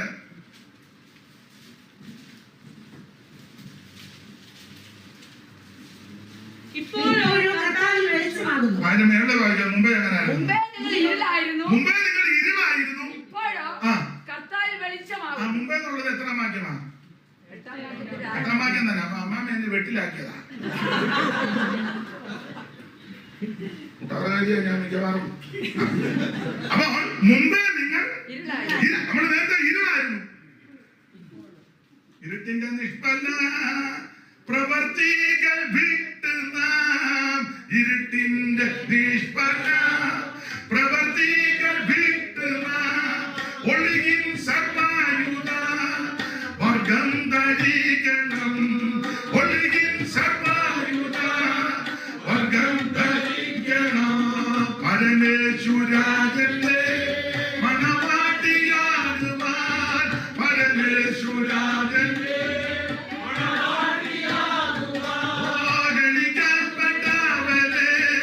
ഉണർന്നീടലേ നിങ്ങൾ ക്ഷണിക്കപ്പെട്ടവരെ അപ്പൊ മുമ്പ് നിങ്ങൾ ഇരുളായിരുന്നു എന്ന് വ്യാഖ്യാനിക്കുന്നില്ല. പത്രോസിന്റെ 1 ലേഖനം 4:2. ജഡത്തിൽ അത് തന്നെ വായിച്ചോ, തർക്കിക്കണ്ട. ജഡത്തിൽ കഷ്ടമനുഭവിച്ചവൻ ജഡത്തിൽ ശേഷിച്ചിരിക്കും കാലം ആ. ഇനി മനുഷ്യരുടെ ഇനി മനുഷ്യന്റെ ബോധങ്ങൾക്കല്ല ദൈവത്തിന്റെ ഇഷ്ടത്തിന് ജീവിക്കേണ്ടതിന് പാപം വിട്ടൊഴിഞ്ഞിരിക്കും. അടുത്തത് കാമാർത്ഥികളിലും മോഹങ്ങളിലും ആ. വീഞ്ഞുകുടിയിലും വീഞ്ഞുകുടിയിലും വെറിക്കുത്തുകളിലും വെറുക്കൂത്തിലും മദ്യപാനത്തിലും ആ. ധർമ്മവിരുദ്ധമായ വിഗ്രഹാരാധനയിലും നടന്ന ആ. ജാതികളുടെ ഇഷ്ടം പ്രവർത്തിച്ചുകൊണ്ട് കാലം പോക്കിയത് മതി. വായിച്ചത് മതി, സമയമില്ലാത്തതുകൊണ്ടാ. അപ്പൊ ഇങ്ങനെയൊക്കെ ജീവിച്ച ഒരു കാലം ഉണ്ടായിരുന്നു എനിക്ക് നിങ്ങൾക്കും. അതിൽ നിന്നാണ് നമ്മെ രക്ഷിച്ചത്. ആ പശ്ചാത്തലത്തിൽ നിന്നായി എനിക്ക് നിങ്ങൾക്ക് രക്ഷ ലഭിച്ചത്. അവിടുന്ന് യേശു നമ്മെ രക്ഷിച്ചത്. അവിടുന്ന് എന്നെ നിങ്ങളെ ദൈവമക്കളാക്കി തീർത്തത്. ഓർത്തോർത്ത് ദൈവത്തിന് സ്തോത്രം ചെയ്തോ. നമ്മുടെ ദൈവമക്കളത്തെ ഭാഗ്യമാണ്, ദൈവത്തിന് മഹത്വം. അപ്പൊ അങ്ങനെ അതാണ് കാദേശം, വിശുദ്ധം. കാദേശന്റെ പണ്ടത്തെ പേര് ഏൽമിഷ്മാത്ത്, ന്യായവതി. ആ സ്ഥലത്തിന്റെ പേര് മാറ്റി വിശുദ്ധം, കാദേശ്. പക്ഷെ ഇവിടെ വായിക്കുന്നത് അങ്ങനെ വിശുദ്ധമാക്കിയ കാദേശ് നടുങ്ങി. അതെന്താ ഈ കാദേശ് നടുങ്ങാൻ കാരണം? നിങ്ങൾക്ക് ഓടിച്ചു പോകാം മുമ്പോട്ട്. ഈ കനാൻ ദേശത്തോട് ഏറ്റവും അടുത്ത് കിടന്ന സ്ഥലമായിരുന്നു കാദേശ്. കനാൻ ദേശത്തോട് വളരെ അടുത്ത സ്ഥലത്തിൽപ്പെട്ട ഒന്നാണ് കാദേശ്. കനാൻ എന്ന് പറഞ്ഞാൽ ഉലകത്തിലെ ഏറ്റവും നല്ല സ്ഥലമാണ്. ഏതൻ പർദീസ കഴിഞ്ഞാൽ നമ്പർ 1 സ്ഥലമാണ് കനാൻ നാട്. ഇതിന് 4 അതിരുകളുണ്ട്. കിഴക്ക് ഭാഷാൻ പർവ്വതം, വടക്ക് ലെബനൻ തോട്, മിസ്രൈം തെക്ക് മിസ്രൈം തോട്, പടിഞ്ഞാറ് കടലും വലയും കൂടാ. നല്ല സ്ഥലമാണ്. പല പേരുകളാണ്. കനാൻ നാട്, പലസ്തീന്, എബ്രായരുടെ നാട്, വാഗ്ദത്ത നാട്, വിശുദ്ധ നാടെന്നൊക്കെ പേരുണ്ട്. പേര് വരാൻ പല കാര്യമുണ്ട്. കനാൻ നാടെന്ന പേര് വരാൻ കാര്യം കനാന്റെ സന്തതികൾ ഈ ദേശം കൈയടക്കി. അപ്പൊ അതുകൊണ്ട് അവരുടെ പേരിനാലാണ് ഈ ദേശം പിന്നത്തേത് അറിയപ്പെട്ടത്. ചില സഭയൊക്കെ ചില ആൾക്കാരുടെ പേരിൽ അറിയപ്പെടുകയാണ്. തങ്കച്ചന്റെ സഭ, ബാബുവിന്റെ സഭ, മേൽക്കുട്ടിയുടെ സഭ. എന്നോട് എനിക്ക് ഒരാൾ ചോദിച്ചു എവിടെ വീട്? ഞാൻ പറഞ്ഞു കാവാലത്ത്. ലീലാമ്മയുടെ സഭ നമ്മുടെ തിരുതലത്ത്. ലീലാമ്മ. ഞാൻ ചോദിച്ചു ലീലാമ്മ എപ്പോഴാ രക്തം കൂറ്റിയേ? സഭയ്ക്ക് വേണ്ടി ഈ രക്തം കൂറ്റിയത് യേശു ക്രിസ്തുവാണ്. ഇങ്ങനെ സ്വന്തം രക്തത്താൽ സമ്പാദിച്ച സഭ. അതിപ്പോ അങ്ങനെ എല്ലാവരും പേരിലല്ല. അതിന് കാരണമുണ്ട്. അവരായിരിക്കും ചിലപ്പോൾ അതിന്റെ ആരംഭം, അവരുടെ കുടുംബക്കാരായിരിക്കും ആദ്യം അതിനകത്ത് വന്നത്. പിന്നെ ദേശത്തൊക്കെ ചെല്ലുമ്പോൾ ഒന്ന് ചോദിച്ച് മനസ്സിലാക്കാൻ അവരുടെ പേരായിരിക്കും. അങ്ങനെ പറഞ്ഞ് ഇങ്ങനെ ആയി പോയതാ. കുഞ്ഞോനിച്ചാന്റെ സഭ, പെണ്ണുങ്ങൾക്ക് വരാ സഭ. അതെ. അപ്പോൾ സ്വന്തം രക്തത്താൽ സമ്പാദിച്ച തിരുസഭ. അപ്പൊ ഈ കനാൻ ദേശത്ത് പേര് വരാൻ കാര്യം കനാന്റെ സന്തതികൾ ഇവിടെ കൈയടക്കി. നമുക്കറിയാം കനാൻ ഈ നോഹയുടെ കൊച്ചുമക്കൾ തന്നെ. നോഹയ്ക്ക് 3 മക്കളാ, ശേമും ഹാമും യാഫത്തുമാണ്. അപ്പോൾ ഇവരുടെ സന്തതി ഇത് ഈ പലസ്തീൻ എന്ന പേര് വരാൻ കാര്യം ഫെലിസ്തീന് ധാരാളം ഈ പടിഞ്ഞാറ് തീരത്തുണ്ട്. അവർ റോമന്റെ കാലം വന്നപ്പോൾ ഫെലിസ്തീന് ധാരാളം ഉള്ളത് കൊണ്ട് അത് ലോപിച്ചാണ് ഇതിന്റെ പലസ്തീൻ എന്ന പേര് പിന്നത്തേതിൽ വന്നത്. ആ ഭാഗത്തേക്ക് ഞാൻ പോകുന്നില്ല, വാക്യങ്ങളൊക്കെ എടുപ്പിക്കാം. എല്ലാം കൊണ്ട് നല്ല സുന്ദര സുലഭലമായ സ്ഥലമായിരുന്നു കനാൻ ദേശം. ഏറ്റവും നമ്പർ 1 സ്ഥലമാണ് കനാന്റെ പ്രത്യേകത. 2-3 വാക്യം ഒന്ന് വായിച്ചു. പുറപ്പാട് പുസ്തകം 3-ാം അധ്യായത്തിന്റെ 7, 8, 9, ഉൽപ്പത്തി പുസ്തകം 15-ാം അധ്യായത്തിന്റെ 10 മുതൽ താഴോട്ടും ഒക്കെ വായിക്കേണ്ടത്. ആവർത്തന പുസ്തകം 11-ാം അധ്യായത്തിന്റെ 10, 13, 12 ഒക്കെ വായിക്കണം. സങ്കീർത്തന പുസ്തകം 106-ന്റെ 24 വായിക്കണം. ആവർത്തന പുസ്തകം 8-ന്റെ 7 മുതൽ. എല്ലാം വായിക്കാൻ നേരമില്ല, ഇപ്പം തെളിവിന് ഒരു ഭാഗം വായിച്ചാൽ മതി. ആവർത്തന പുസ്തകം 8-ാം അധ്യായത്തിന്റെ 7 മുതൽ താഴോട്ട് എല്ലാ ഭാഗവും എടുക്കാൻ നേരമില്ല.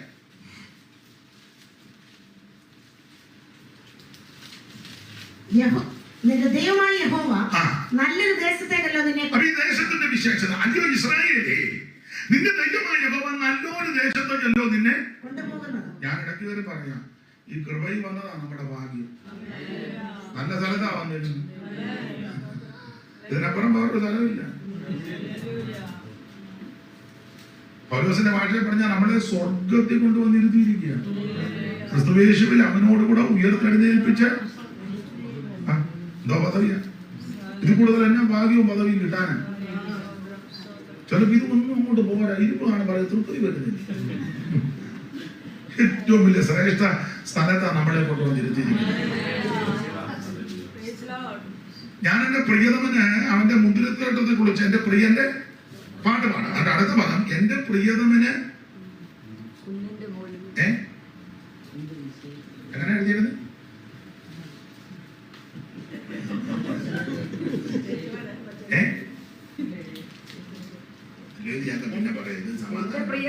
ഏറ്റവും ഫലവത്തായ ഒരു കുന്നിന്മേൽ ഒരു മുന്തിരിത്തോട്ടം ഉണ്ടായിരുന്നു. ഏറ്റവും ഫലവത്തായ സ്ഥലത്താണ് എന്റെ പ്രിയരെ, ഏറ്റവും ഫലവത്തായിട്ടാണ് നമ്മളെ കൊണ്ടുവന്നത്. ദൈവത്തിന്റെ മഹത്വം. അതെ, അയ്യോ ഇസ്രായേലിൽ നിന്റെ ദൈവമായ യഹോവ നല്ലൊരു ദേശത്തേക്കല്ലോ നിന്നെ. അത് താഴ്വരയിൽ നിന്ന് മലയിൽ പുറപ്പെടുന്ന നീരുടക്കുകളും ഉറവുകളും തടാകങ്ങളുമുള്ള ദേശം, ഗോതമ്പ് യവം മുന്തിരി അത്തിയ മാതളമുള്ള ദേശം, ഒലിവ് വൃക്ഷവും തേനുമുള്ള ദേശം, സുഭിക്ഷമായിട്ട് ഉപജീവനം കഴിക്കാവുന്നതും ഒന്നിനും കുറവില്ലാത്തതുമായ ദേശം, കല്ല് ഇരുമ്പായിരിക്കുന്നതും മലകളിൽ നിന്ന് താമ്രം വെട്ടിയെടുക്കുന്നതുമായ ദേശം. പിന്നെ നീ ഭക്ഷിച്ച് തൃപ്തി പ്രാപിക്കുമ്പോൾ നിന്റെ ദൈവമായ യഹോവ നിനക്ക് തന്നിരിക്കുന്ന ഈ നല്ല ദേശത്തെ കുറിച്ച് നീ അവന് സ്തോത്രം ചെയ്യണം. അല്ല, സമയം വന്നിട്ട് കാലും വെച്ച് നല്ലവരെല്ലാം വെളുപ്പിച്ച് ആട് കളിച്ച് ചൂയിങ്ങോൻ ചവച്ച് മുട്ടനാടിരിക്കും പോലെ ഇരിക്കുന്നതല്ല ആരാധന. സമാജത്തിൽ വന്ന് കാലും എല്ലാം വെച്ച് വായി ചൂയിങ്ങം അവർ ആരാധിക്കുമല്ല. എന്നിട്ട് ഇടയ്ക്ക് ശ്രോത്രം ചൂയിങ്ങ ഒരു കവളര് ഇങ്ങനെ സൈഡിലൂടെ ശ്രോത്രം.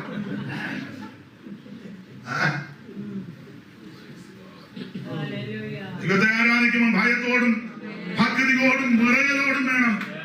നമ്മുടെ ദൈവം ദഹിപ്പിക്കുന്ന അഗ്നിയാ. ഭക്തിയോടെ വേണം ദൈവത്തെ. നിങ്ങളുടെ ഭക്തിയോടെ ഞാൻ ആരാധിക്കുമെന്ന ആരാധനയ്ക്ക് വരുമ്പോൾ ഭക്തി ഉണ്ടായിരിക്കണം, ഭയം ഉണ്ടായിരിക്കണം. ഭക്തിവാനായ ദൈവത്തെയാണ് നമ്മൾ ആരാധിക്കുന്നത്. ചിലരൊക്കെ ഇരിപ്പ് കണ്ടാൽ നമുക്ക് സങ്കടം വരും. ഇപ്പോഴാണ് പാസ്റ്റർമാരും മിണ്ടുകയില്ല, എല്ലാവരും പേടിച്ചിരിക്കുക. കാരണം എത്ര പേരെ കണ്ട ഒരു സഭ തട്ടിക്കൂട്ടി എടുപ്പിച്ചു. പിന്നെ ബോർഡ് തീരുമാനിക്കും ഇന്ന് രാത്രി തന്നെ പുള്ളിയെ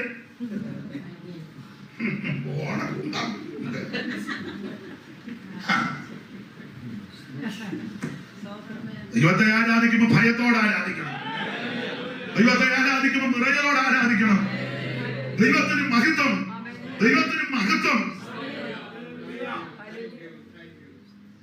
സത്യാചാരന്റെ മുമ്പിൽ നൃത്തം തുടങ്ങിയിടുവിത്തപ്പോൾ കിന്നരങ്ങൾ പാലിപ്പിൽ.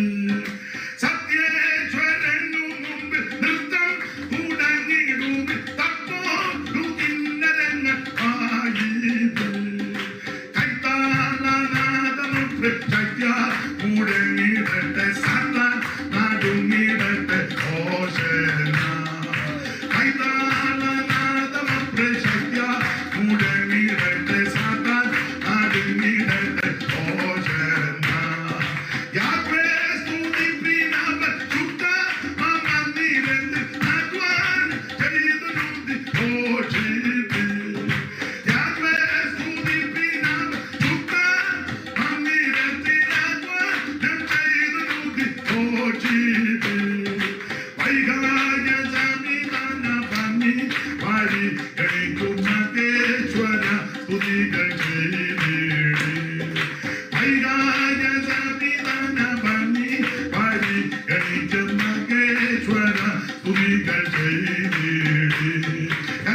ദൈവത്തെ സ്തുതിക്കുക. ദൈവത്തെ ആരാധിക്കുമ്പോൾ ഭയത്തോടെ ആരാധിക്കണം. ഭക്തിയോടും വിറയലോടും വേണം ദൈവത്തെ ആരാധിക്കാൻ. എനിക്ക് ചിലരുടെയൊക്കെ ആ രീതികളും ഒക്കെ കാണുമ്പോൾ ഹൃദയം വളരെ ഞരങ്ങാണ്. സ്തോത്രം. ഞാൻ ചോദിക്കട്ടെ, നാട്ടിലെ രീതി വെച്ച് പറയാ, ഒരു പോലീസ് ഓഫീസറുടെ ഐജിയുടെ മുന്നിൽ നമ്മൾ പോയി അങ്ങനെ നിൽക്കുമോ? ചോദിക്കുമൊക്കെ ചോദിച്ചു ഷെയ്പ്പ് മാറ്റും. വേറെ ആണുങ്ങളുണ്ട് അവിടെ. ഞാൻ ഇവിടുത്തെ വലിയ വയസ്സുള്ള മൗണ്ട് വാറ്റൻ പ്രഭുവിന്റെ അനിയനാന്ന് പറഞ്ഞാലൊന്നും നാട്ടിലൊരു ഭാഷയുടെ തത്തിക്കും നിന്നെ. ഈ ലോകത്തിലെ ഒരു പോലീസ് ഓഫീസറുടെ മുമ്പിൽ അതുപോലെ ബഹുമാനത്തോടും പദവി ഭയത്തോടും ഒക്കെ നിൽക്കുന്നെങ്കിൽ അഖിലാണ്ടങ്ങളുടെ ഉദയവനായ സർവജ്ഞനായ ദൈവത്തിന്റെ സന്നിധിയിൽ മുടി വന്നാൽ 2 മണിക്കൂർ അല്ലെ 3 മണിക്കൂർ, അതിനപ്പുറം ഇല്ലല്ലോ. ഒരു ഭക്തിയോടെ ഭയത്തോടെ ദൈവത്തെ സേവിക്കാൻ അത് നമുക്ക് ഭാഗം അങ്ങ് വിടാം. ദൈവത്തിന് മകത്വം. അപ്പൊ എല്ലാം കൊണ്ട് സുന്ദര സുലഭമായ നല്ല സ്ഥലമാക്കാനാണ് ദേശം. ഈ ദേശത്തിന്റെ പ്രത്യേകത, അയ്യോ ഇസ്രായേലേ, നിന്റെ ദൈവമായ യഹോവ നിന്നെ നല്ലൊരു ദേശത്തേക്കല്ലോ. ഞാൻ ഒരു കാര്യം പറയാം. ഞാൻ ഈ പെന്തിക്കോസിലെ വന്നിട്ട്, എന്റെ ഭാഷയിലാണ് പറഞ്ഞത്, പെന്തിക്കോസിലാണ് ദൈവവൈദ്യനാണ്. ഈ പെന്തിക്കോസ് വന്നിട്ട് ഇപ്പോൾ ഏതാണ്ട് 35 കൊല്ലം കഴിഞ്ഞു. കൃപ. ഞാനൊരു ഹൈന്ദവ പശ്ചാത്തലത്തിൽ നിന്നായി മാർഗത്തിൽ വന്നത്.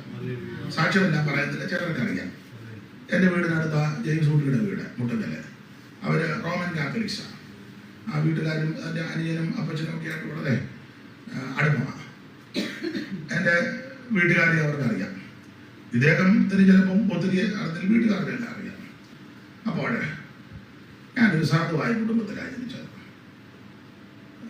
എല്ലാം കൊണ്ടും ഈ ശൗല് പറഞ്ഞ പോലെ ചെറിയവനാണ്, എല്ലാം കൊണ്ടും ചെറിയവനാണ്. എന്നാൽ യേശു എന്നെ രക്ഷിച്ചു. എന്നാൽ വളരെ ഭക്തിയോടാണ് ജീവിച്ചു വന്നത്. എല്ലാ ദിവസവും രാവിലെ പോയിട്ട് അമ്പലത്തിൽ പോവുകയും പ്രാർത്ഥിക്കുകയും വളരെ ഭക്തിയോടെ.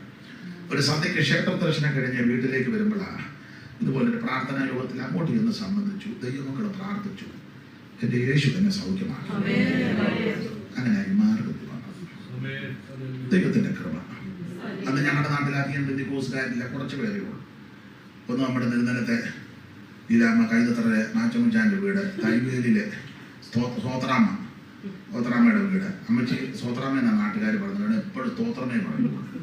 ഏത് വീട്ടിലും കയറി പ്രാർത്ഥിക്കും. അങ്ങനെ ഒരു സ്വാധീനം അമ്മയ്ക്കുണ്ടാകും. ഹിന്ദുക്കളുടെയും ക്രിസ്ത്യാനികളുടെ ഏത് വീട്ടിലും അമ്മ കയറി പ്രാർത്ഥിക്കും. പ്രാർത്ഥിച്ചാൽ വിടുതൽ വന്നു. മരിക്കുന്നത് വരെ ഒരു വിക്സ് പോലും എടുത്തിട്ടുമില്ല. പറയുന്നതുപോലെ കൃപയുള്ള അമ്മയാണ്. നല്ല സാക്ഷ്യമുള്ളൊരു അമ്മയാണ്. അങ്ങനെ കുറച്ച് പേര് പിന്നെ കുളന്നത്തറയിലെ വീട്, ഇങ്ങനെ വിരലുണ്ടാവുന്ന വീടേ ഉള്ളൂ, പഴയതറയിലെ വീട്. അപ്പൊ ആ സമയത്താണ് ഞാനും ദൈവകൃപയിൽ വരുന്നത്. ഇപ്പൊ 35 കൊല്ലം കഴിഞ്ഞു. ഇന്ന് വരെ തോന്നിയിട്ടില്ല ഈ പെന്തിക്കോസ് വന്നത് അബദ്ധമായിരുന്നു. പെന്തിക്കോസ് ഉപദേശം മോശമാണ് ഇന്ന് വരെ തോന്നിയിട്ടില്ല. ഇതിനകത്ത് പെട്ടുപോയല്ലോ എന്ന് ഇന്ന് വരെ തോന്നിയിട്ടില്ല. ഇപ്പോഴും ദുഃഖം എന്താന്ന് ചോദിച്ചാൽ നേരത്തെ വരാൻ ഒത്തില്ലല്ലോ. ഞാൻ ചിലപ്പം ചിന്തിക്കും, ഞങ്ങളുടെ വല്യപ്പനൊക്കെ നേരത്തെ ഒന്ന് വന്ന തന്നെ. അത് ഞാനെങ്കിൽ എന്റെ ചെറിയ ചിന്തയാണ്. അമ്മ വട്ട് കളിച്ച് നടക്കുന്നതിൽ നല്ലത് ഇതിനോടെല്ലാം നേരത്തെ ഒന്ന് വന്നിരുന്നെങ്കിൽ ഞാനങ്ങ് ചിന്തിക്കുന്നതാണ്. സ്തോത്രം. എനിക്കിപ്പോഴും സങ്കടമാണ് നേരത്തെ വരാനൊത്തില്ല. കാരണം സൺഡേ സ്കൂളൊന്നും ഞാൻ പഠിച്ചിട്ടില്ല. അതുകൊണ്ട് ഇപ്പോഴും സങ്കടമാണ്. സൺഡേ സ്കൂളൊക്കെ പിള്ളേർ പഠിക്കുമ്പോൾ എനിക്ക് ഒത്തിട്ടുണ്ട്. ചെറുപ്പത്തിലെ ഇത് ഈ മാർഗത്തിൽ വരാൻ ഒത്തില്ലല്ലോ. വലിയ ഞാൻ 13 വയസ്സ് 14 വയസ്സിലാണ് രക്ഷിക്കപ്പെടുന്നത്. അതിന് സങ്കടമാണ് നേരത്തെ വരാൻ കാണിക്കും. ഇന്ന് വരെ തോന്നിയിട്ടില്ല പെന്തിക്കോസ് മോശമാണെന്നോ, ഇത് തെറ്റിപ്പോയെന്നോ, ഇത് വന്നത് അബദ്ധമായെന്നോ, ഈ ഉപദേശത്തിന് ഇനി തിരുത്തൽ വരുത്തണമെന്നൊന്നും തോന്നിയിട്ടില്ല. അപ്പൊ ഇത് തിരുത്താൻ കുറെ അവന്മാരിറങ്ങിയിട്ടുണ്ട്. കൂടുതൽ ഞാൻ ഒന്നാമത് എന്നെ പറ്റി എഴുതി പറയുന്നത് അയാൾക്ക് വിവരവും ബോധവും ഇല്ലെന്നാണ്. അത് നല്ലതുമാണ്. എല്ലാം സ്റ്റാൻഡേർഡ് ആയാൽ പിന്നെ ഒന്നും മിണ്ടുകയില്ല. സ്റ്റാൻഡേർഡുകാരായി കഴിഞ്ഞാൽ പിന്നെ ഒന്നും.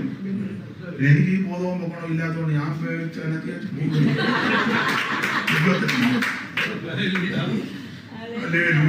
ഇന്ന് വരെ തോന്നിയിട്ടില്ല വന്നത് അബദ്ധമായിരുന്നു. ഇന്ന് വരെ തോന്നിയിട്ടില്ല വന്നത് മോശമായിരുന്നു. അന്ത്യകാലം വന്നെടുത്തു വേലയിൽ പാടിക്കോണേ, ജ്വാലയല്ല ആ വേല. അതിനാണ് ഞാൻ അവിടെ നിർത്തിയത്. അന്ത്യകാലം വന്നെടുത്തു പെന്തക്കോസ്തിൻ വേലയാണ് അന്ത്യകാലം. പെന്തക്കോസ്തിൻ വേലയാണ് ചന്തമോടെ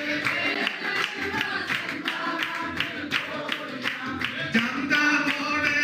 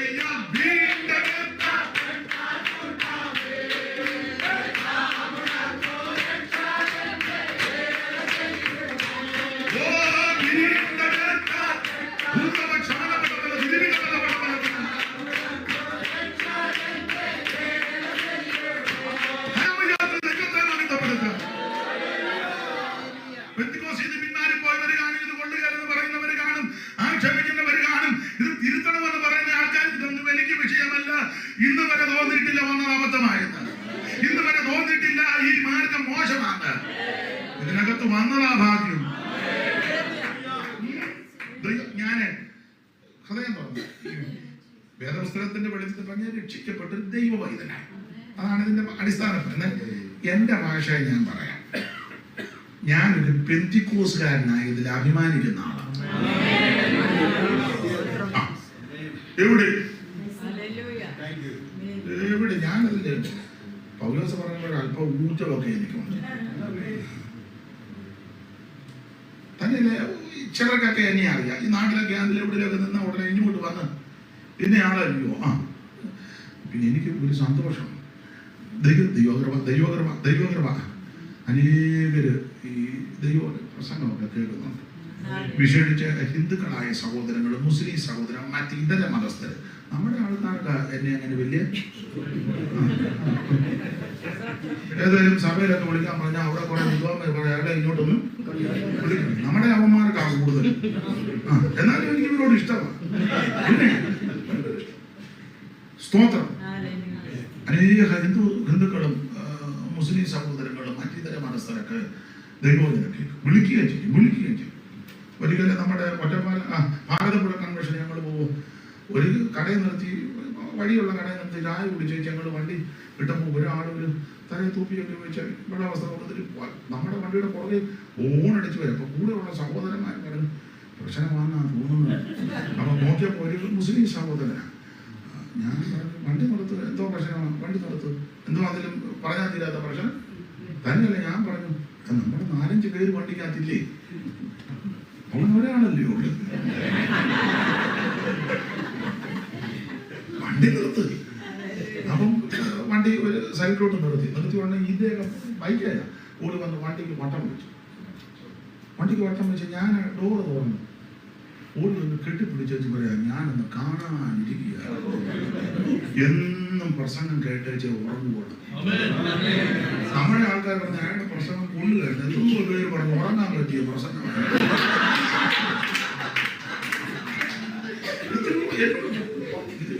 ഉറങ്ങുന്നത് ഞാൻ സന്തോഷം. നമ്മുടെ ആൾക്കാർക്കൊന്നും ഇഷ്ടമല്ലേ എത്തുന്നുവോ പേരെ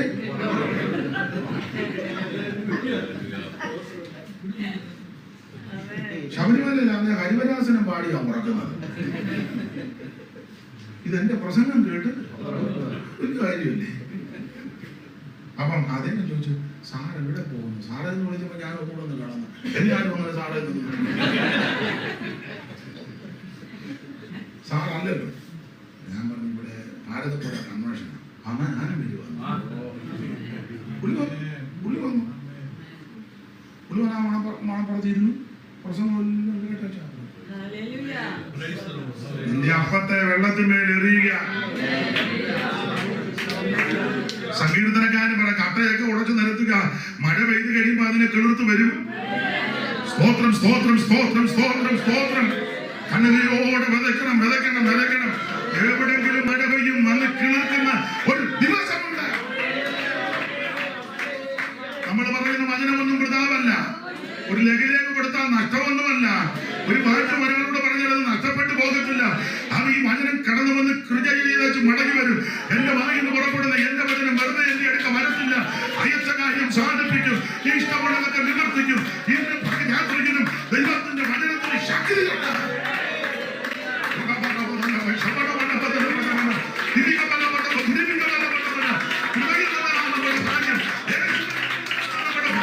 ഇന്ന് രാത്രി ദൈവത്തെ മഹിതപ്പെടുത്ത്. ഈ കൃപയ്ക്കുള്ളതാണ് നമ്മുടെ ഭാഗ്യം. ദൈവത്തെ അറിയുന്നതാണ് നമ്മുടെ ഭാഗ്യം. ദൈവത്തിന് മഹിതം ദൈവത്തിന് മഹിതം ദൈവത്തിന് മഹിതം ദൈവത്തിന് മഹിതം. എടുത്തോ നീ എന്നെ നിനക്കായി, എടുത്തോ നീ എന്നെ നിനക്കായി, കൊടുത്തോ നീ നിന്നെ എനിക്കായി.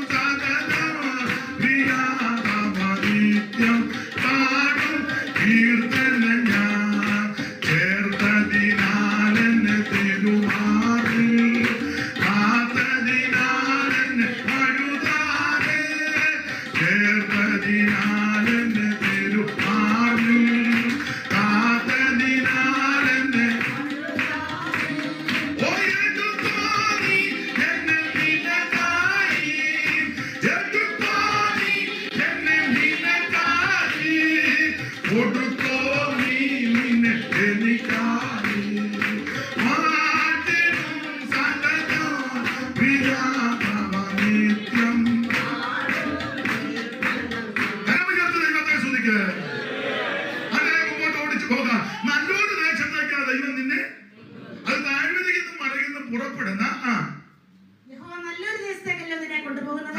അത് താഴ്വരയിൽ നിന്ന് മലയിൽ നിന്ന് പുറപ്പെടുന്ന നീരൊഴുക്കുകളും ഉറവുകളും തടാകങ്ങളും എന്ന് പറഞ്ഞ വെള്ളത്തിന് പഞ്ഞമില്ലാത്ത ദേശമാണ്. ഇതിനകത്ത് വന്നു കഴിഞ്ഞാൽ ഈ ദേശത്ത് വന്ന വെള്ളത്തിന് ശരി പറഞ്ഞ നിന്നു പോകുന്നു.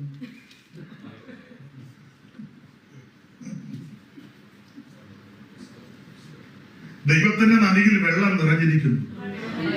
ഒരു നദി കൊണ്ട് അതിന്റെ തോടുകൾ ദൈവനഗരത്തെ അത്യുന്നതന്റെ വിശുദ്ധ നിവാസത്തെ സന്തോഷിപ്പിക്കുന്ന ദൈവം അതിന്റെ മധ്യമുണ്ട്. ദൈവസഭ കെട്ടിയടച്ച തോട്ടമാ. അങ്ങനെയെങ്കിൽ ഉൽപ്പത്തി 1-ലുണ്ട് 2-ലുണ്ട്. തോട്ടം നനയ്ക്കാൻ ഒരു നദി പുറപ്പെട്ടു. 4 ശാഖയായിട്ട് പിടിക്കുന്നു. ഒന്നാമത്തത് പീശോൻ വെള്ളച്ചാട്ടം നടത്ത. അവിടെ ഹവീലാശമൊക്കെ ചുറ്റുന്നു. അവിടെ പൊന്നുണ്ട്, ഗുൽഗുലുമുണ്ട്. അവിടുത്തെ പൊന്നൊക്കെ നേത്രമാ, വിസ്തരിക്കാൻ നേരമില്ല. അവൻ ദൈവത്തിന്റെ നദിയിൽ വെള്ളം നിറഞ്ഞിരിക്കുക. ഞാൻ മാറ്റുന്ന ദൈവം തൃപ്തിപ്പെടുത്തും. യേശു പറയുക, ആ ഉത്സവത്തിന്റെ മഹാനമായ ഒടുക്കത്ത നാളിൽ നിന്ന് എന്നിൽ വിശ്വസിക്കുന്നവരുടെ ഉള്ളിൽ നിന്ന് തിരുവനന്തപുരത്ത് പറയുന്ന പോലെ ജീവജലത്തിന്റെ നദി ഒഴുകും. ഈ നദി ഒഴുകിച്ചെല്ലുന്നിടത്ത് ചലിക്കുന്ന പ്രാണികൾ ജീവിച്ചു നിൽക്കും. ഇന്ന് രാത്രിയിൽ അവൻ വെള്ളത്തിന് പഞ്ഞമില്ലാത്ത സ്ഥലമാ. അത് കനാൻ ദേശം. ആരാധിക്കാൻ കൈയടിച്ച് ആരാധിക്കുകയും ചെയ്യാം. നൃത്തം ചെയ്യാം. ഇപ്പൊ കൈയടിക്കുന്ന കാര്യമല്ല, ഇതിനകത്ത് വന്നാലേ നൃത്തം ചെയ്താൽ ആരാധിക്കാം. ഒച്ചത്തിൽ ദൈവത്തെ ശ്രദ്ധിക്കാം. ഇവിടെ പഞ്ഞമൊന്നുമില്ല. പോലെ അവിടെ വിവരിക്കുന്നില്ല. അത് ആർമലിക്കുന്ന പുറപ്പെടുന്ന നീരൊഴുക്കുകളും ഉറവുകളും തടാകങ്ങളുമുള്ള പിന്നെ കോതമ്പും യവവും മുന്തിരിവള്ളി അത്തിവൃക്ഷവും മാതള നാരകവുമുള്ള ദേശം, ഒലിവ് വൃക്ഷവും തേനുമുള്ള ദേശം. ലിസ്റ്റ് എത്രയാ? 7 അല്ലേ? എണ്ണിയിലായിരിക്കും വായിച്ചത്. ഗോതമ്പ്, യവം, മുന്തിരി, അത്തി, മാതളം, ഒലിവ്, തേൻ. 7. അപ്പൊ കനാൻ നാട്ടിൽ എത്ര ഐറ്റമാ? 7. മിസ്രൈമിലോ ഒന്നുമില്ല. വായിച്ച സംഖ്യാപുസ്തകം 11:4. സംഖ്യ 11:4. ആ കണ്ണിന് തുറന്നത്. പിന്നെ അവരുടെ ഇടയിലുള്ള സമ്മിശ്ര ജാതി വിടുമ്പോ ദുരാഗ്രഹികളായി ഇസ്രായേൽ മക്കൾ വീണ്ടും കരഞ്ഞുകൊണ്ട് ഞങ്ങൾക്ക് തിന്മാൻ ഇറച്ചി ആര് തരും? ഞങ്ങൾ മിസ്രയീമിൽ വെച്ച് വില കൂടാതെ തിന്നിട്ടുള്ള എണ്ണിക്കോണം. മത്സ്യം, വെള്ളരിക്ക, മത്തങ്ങ, ഉള്ളി, ചുവന്നുള്ളി. എത്രയുണ്ട്? 6. കനാൻ നാട്ടിൽ 7, മിസ്രയീമിൽ. അതാ മിസ്രയീമിൽ കനാനുമായിട്ട് വ്യത്യാസമുണ്ട്. മിസ്രയീമിൽ കൂടുതൽ ഉള്ളി. ഏതൊക്കെ ഉള്ളിയാ? കൊച്ചുള്ളിയും സവോളയും വെളുത്തുള്ളി. 3 ഉള്ളിയാ അല്ലേ? അത് തന്നെ ഈ കൊച്ചുള്ളിയും സവോളയും വെളുത്തുള്ളിയും. ഞാൻ തനി നാടൻ മലയാളം പറഞ്ഞു. കഴിഞ്ഞ ആഴ്ച ഉള്ളി, ഈ ആഴ്ച ഉള്ളി, അടുത്ത ആഴ്ച മിസ്രൈമിൽ ഉള്ളി. കനാനിൽ അങ്ങനല്ല. ഗോതമ്പ്, യവം, മുന്തിരി, അത്തി, മാതളം, ഒലിവ്, തേൻ. ഒന്നും കൊന്നിട്ട് മെച്ചവ. അതുകൊണ്ടാ പഴയ പിതാക്കന്മാരൊക്കെ ഇങ്ങനെ പാടുമായിരുന്നു. മിസ്രയീമിൽ കേദീപാനിലൊന്നും ആശ്വാസദേ ശാമൻ മുൻപിലുണ്ട്. കൈകൊണ്ടു തീർക്കാത്ത വീടുകൾ മേഘങ്ങൾ ഒറ്റയുണ്ട നാട്ടിൽ. കരമില്ലാത്ത ദൈവത്തെ സ്തുതിക്കുക. ഈ മിസ്രയീമിൽ കിടന്ന ജോർജ് കുട്ടി ഉള്ളിൽ നിന്നതിന്റെ ഊപ്പാട് വരും. വായിക്ക് നാറ്റവും കുടിച്ചും വലിച്ചു വന്ന ഇതിനെ കനാലിലൊന്ന് വന്നേ. ഗോതമ്പ്, നല്ല ഗോതമ്പാ കനാലിൽ. നാട്ടിലൊന്നും നല്ല ഗോതമ്പില്ല. എല്ലാം അതിന്റെ വിഷുടാകുന്നു. ചപ്പാത്തിയൊക്കെ എഴുന്നേറ്റ് നിന്ന് കഴിക്കണം.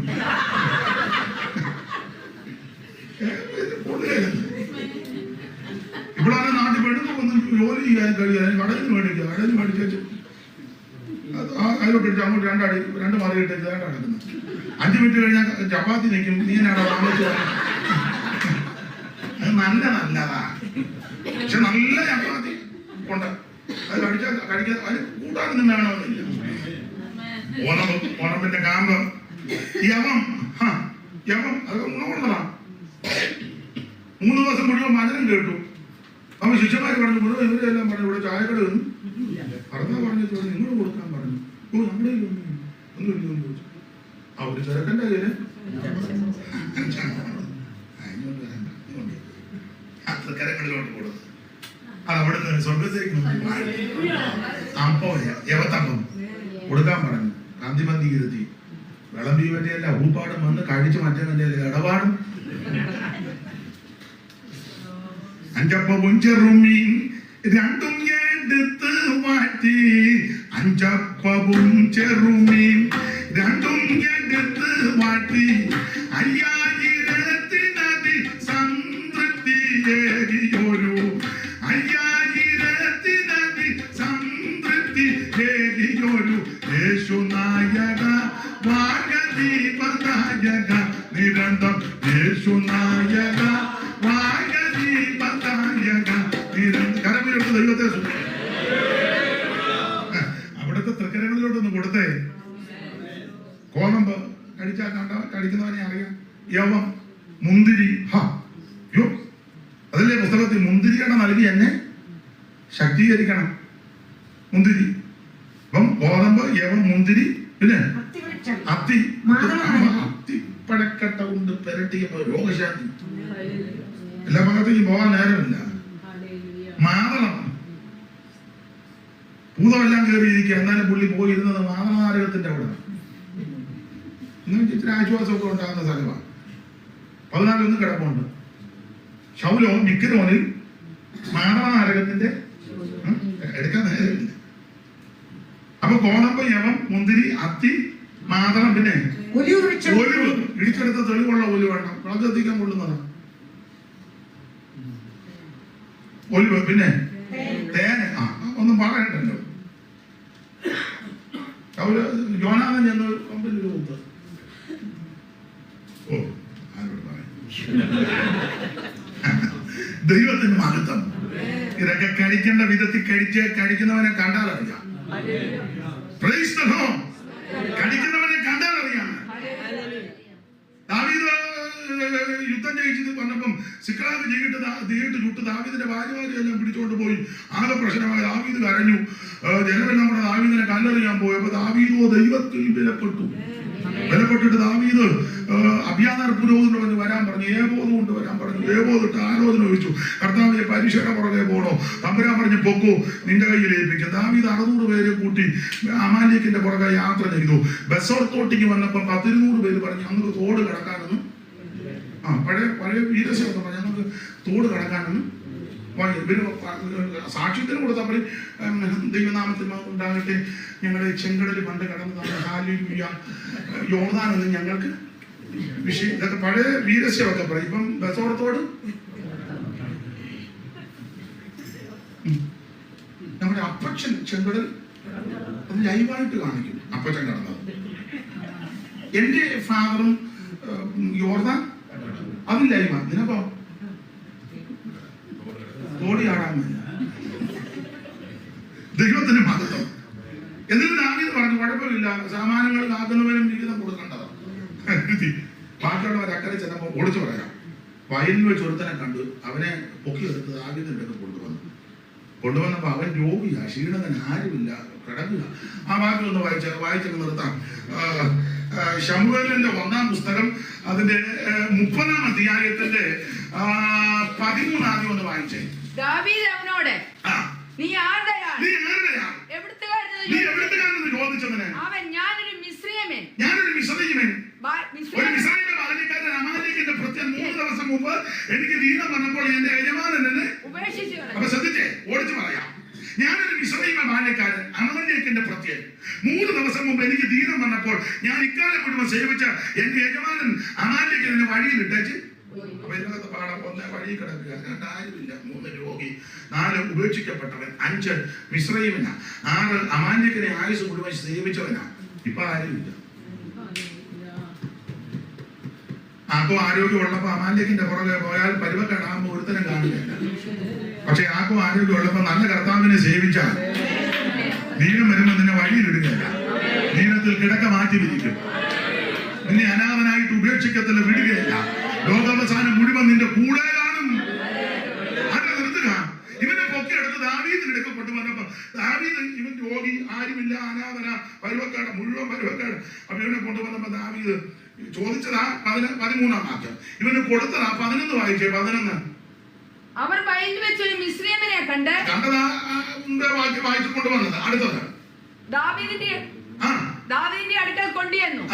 അവനെ അപ്പം കൊടുത്തു. അവൻ തിന്നു. അവന് കുടിപ്പാൻ വെള്ളം കൊടുത്തു. അത് കുടിച്ചു. പിന്നെ അവർ അവനെ ഒരു കഷ്ണം അത്തി കടക്കി 2 ഉണക്കമുന്തിരി നിർത്തണേ. ഞാൻ പറയുമ്പോ അടുത്ത വാക്യം വായിക്കണേ. ഉന്നം വെച്ചിരുന്നോണം. അവൻ ഈ രോഗിയായി ക്ഷീണിതനായി ആരുമില്ലാതെ കിടന്ന ഇവനെ പൊക്കിയെടുത്ത് ദാവീദിന്റെ അടുക്കൽ കൊണ്ടുവന്നപ്പോ ദാവീദ് അവന് അപ്പം കൊടുത്തു, വെള്ളം കൊടുത്തു, അത്തിയട കൊടുത്തു. ഇതെല്ലാം കനാലിലുള്ളതാ. അത്തിയട കൊടുത്ത് 2 ഉണക്കമുന്തിരിക്കുല കൊടുത്തു. അടുത്ത വാക്യം ചാടി കയറി വായിക്കാറ്, ഉള്ളിക്കാരി വായിക്കുന്നത് അത് തിന്നപ്പോൾ അവന് ഉയിർ വീണു. എന്നെ കേൾക്കുന്ന പ്രിയരെ, ദൈവത്തിന്റെ മകത്ത് നിനക്ക് ഉயிருണ്ടാക്കുന്നതാ കനാൻ നാട്ടിൽ. നീ മിസ്രയീമിൽ കിടന്നാൽ രോഗിയായി, മിസ്രയീമിനെ സേവിച്ച രോഗിയായി, ഒടുവിൽ മിസ്രയീമിൽ നിന്നെ ഇട്ടാച്ചു പോകും. ഒരുത്തരം നിനക്ക് കാണത്തില്ല. പക്ഷേ നല്ല കർത്താവിനെ സേവിച്ചാൽ, നല്ല കർത്താവിനെ ആരാധിച്ചാൽ നിന്റെ രോഗത്തിൽ കിടക്ക മാറ്റി പിരിക്കും. ഈ 4 കൂട്ടം സാധനം തിന്നു. അപ്പം വെള്ളം കുടിച്ചു, അത്തികട, ഉണക്കമുന്തിരിക്കുല. ഇത് കഴിച്ചപ്പോൾ അവന് ഉയിർ വീണു. എന്താ? ജീവൻ വെച്ചു. യേശു പറയുക, സമൃദ്ധിയായ ജീവൻ തരാനാ ഞാൻ സ്വർഗം വിട്ട് ഇറങ്ങി വന്നത്. ഇന്ന് രാത്രി നിന്റെ രോഗം മാറ്റും. ഇന്ന് രാത്രി നിന്റെ ക്ഷീണങ്ങൾ മാറ്റും. ഇന്ന് രാത്രി നിന്റെ തകർച്ച മാറ്റും. ഇന്ന് രാത്രി നിന്റെ അസ്ഥിക്കകത്ത് രക്തത്തിനകത്ത് കുടിയിരിക്കുന്ന രോഗാണുക്കള് രോഗവീര്യങ്ങൾ ഇന്ന് രാത്രി യേശു ഉരുക്കി മാറ്റും. വിശ്വസിക്കുന്നവൻ ഇന്ന് രാത്രി ദൈവത്തിന് മതിക്കാൻ കൊടുക്കുക. നിന്റെ ബലഹീനത മാറ്റുന്ന രാത്രിയാ. ഇന്ന് രാത്രി നിന്റെ ക്ഷീണം മാറ്റുന്ന രാത്രിയാ. ഇന്ന് രാത്രി നിന്റെ തകർച്ച മാറ്റുന്ന രാത്രിയാ. നിന്റെ അനാഥത്വം മാറ്റുന്ന രാത്രിയാ. ഇന്ന് രാത്രി അനുഗ്രഹിക്കട്ടെ. യേശുവിന്റെ നാമത്തിൽ ഇന്ന് രാത്രി വിടുതൽ വിടുതൽ വിടുതൽ ദൈവത്തിന്റെ ഇന്ന് രാത്രി യേശുവിന്റെ നാമത്തിൽ രോഗാണെന്ന് മടിക്കട്ടെ. എന്റെ ക്ഷീണങ്ങൾ ഇന്ന് രാത്രി മാറട്ടെ. എന്റെ തകർച്ചകൾ ഇന്ന് രാത്രി മാറട്ടെ. അല്പസമയം ദൈവത്തെ കുറിച്ച്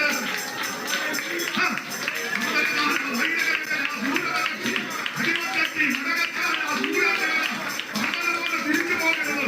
ഇന്ന് രാത്രി സമയത്തോടെ വെള്ളത്തോടെ വിടുത്തോടെ യേശുവിന്റെ നാമത്തിൽ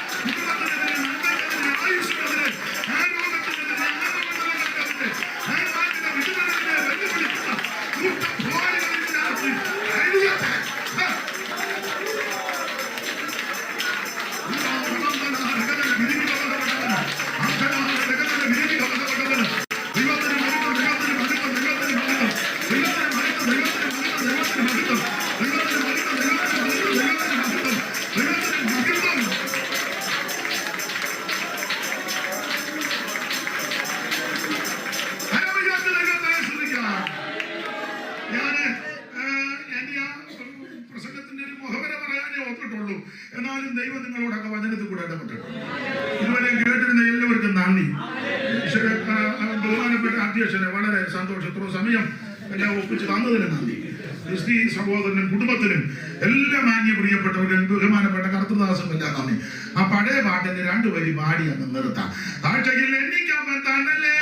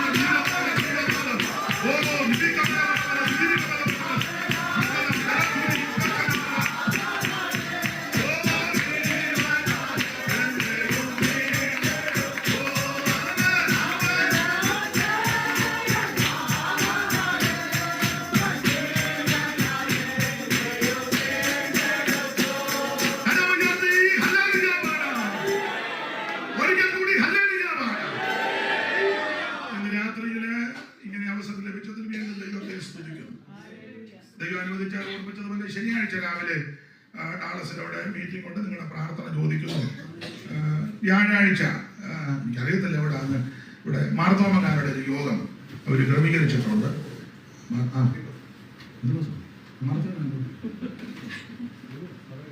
എവിടെ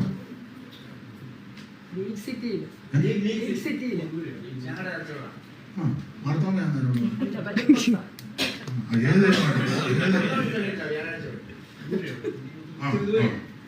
അപ്പം വെള്ളിയാഴ്ച അവിടെ അപ്പൊ താല്പര്യമുള്ളവർക്കും വരാം, ഒന്നിച്ച് ദൈവത്തെ ആരാധിക്കാം. എല്ലാത്തിനും നന്ദി. കർത്താവിന്റെ വരവിനായിട്ട് ഒരുങ്ങാം. ദൈവം നിങ്ങൾ എല്ലാവരെയും അന്വേഷിക്കേണ്ട നാട്ടിൽ വരുമ്പോൾ സഹായത്തിന് ക്ഷണിക്കുന്നു. ദൈവം നിങ്ങളെ സഹായിക്കും.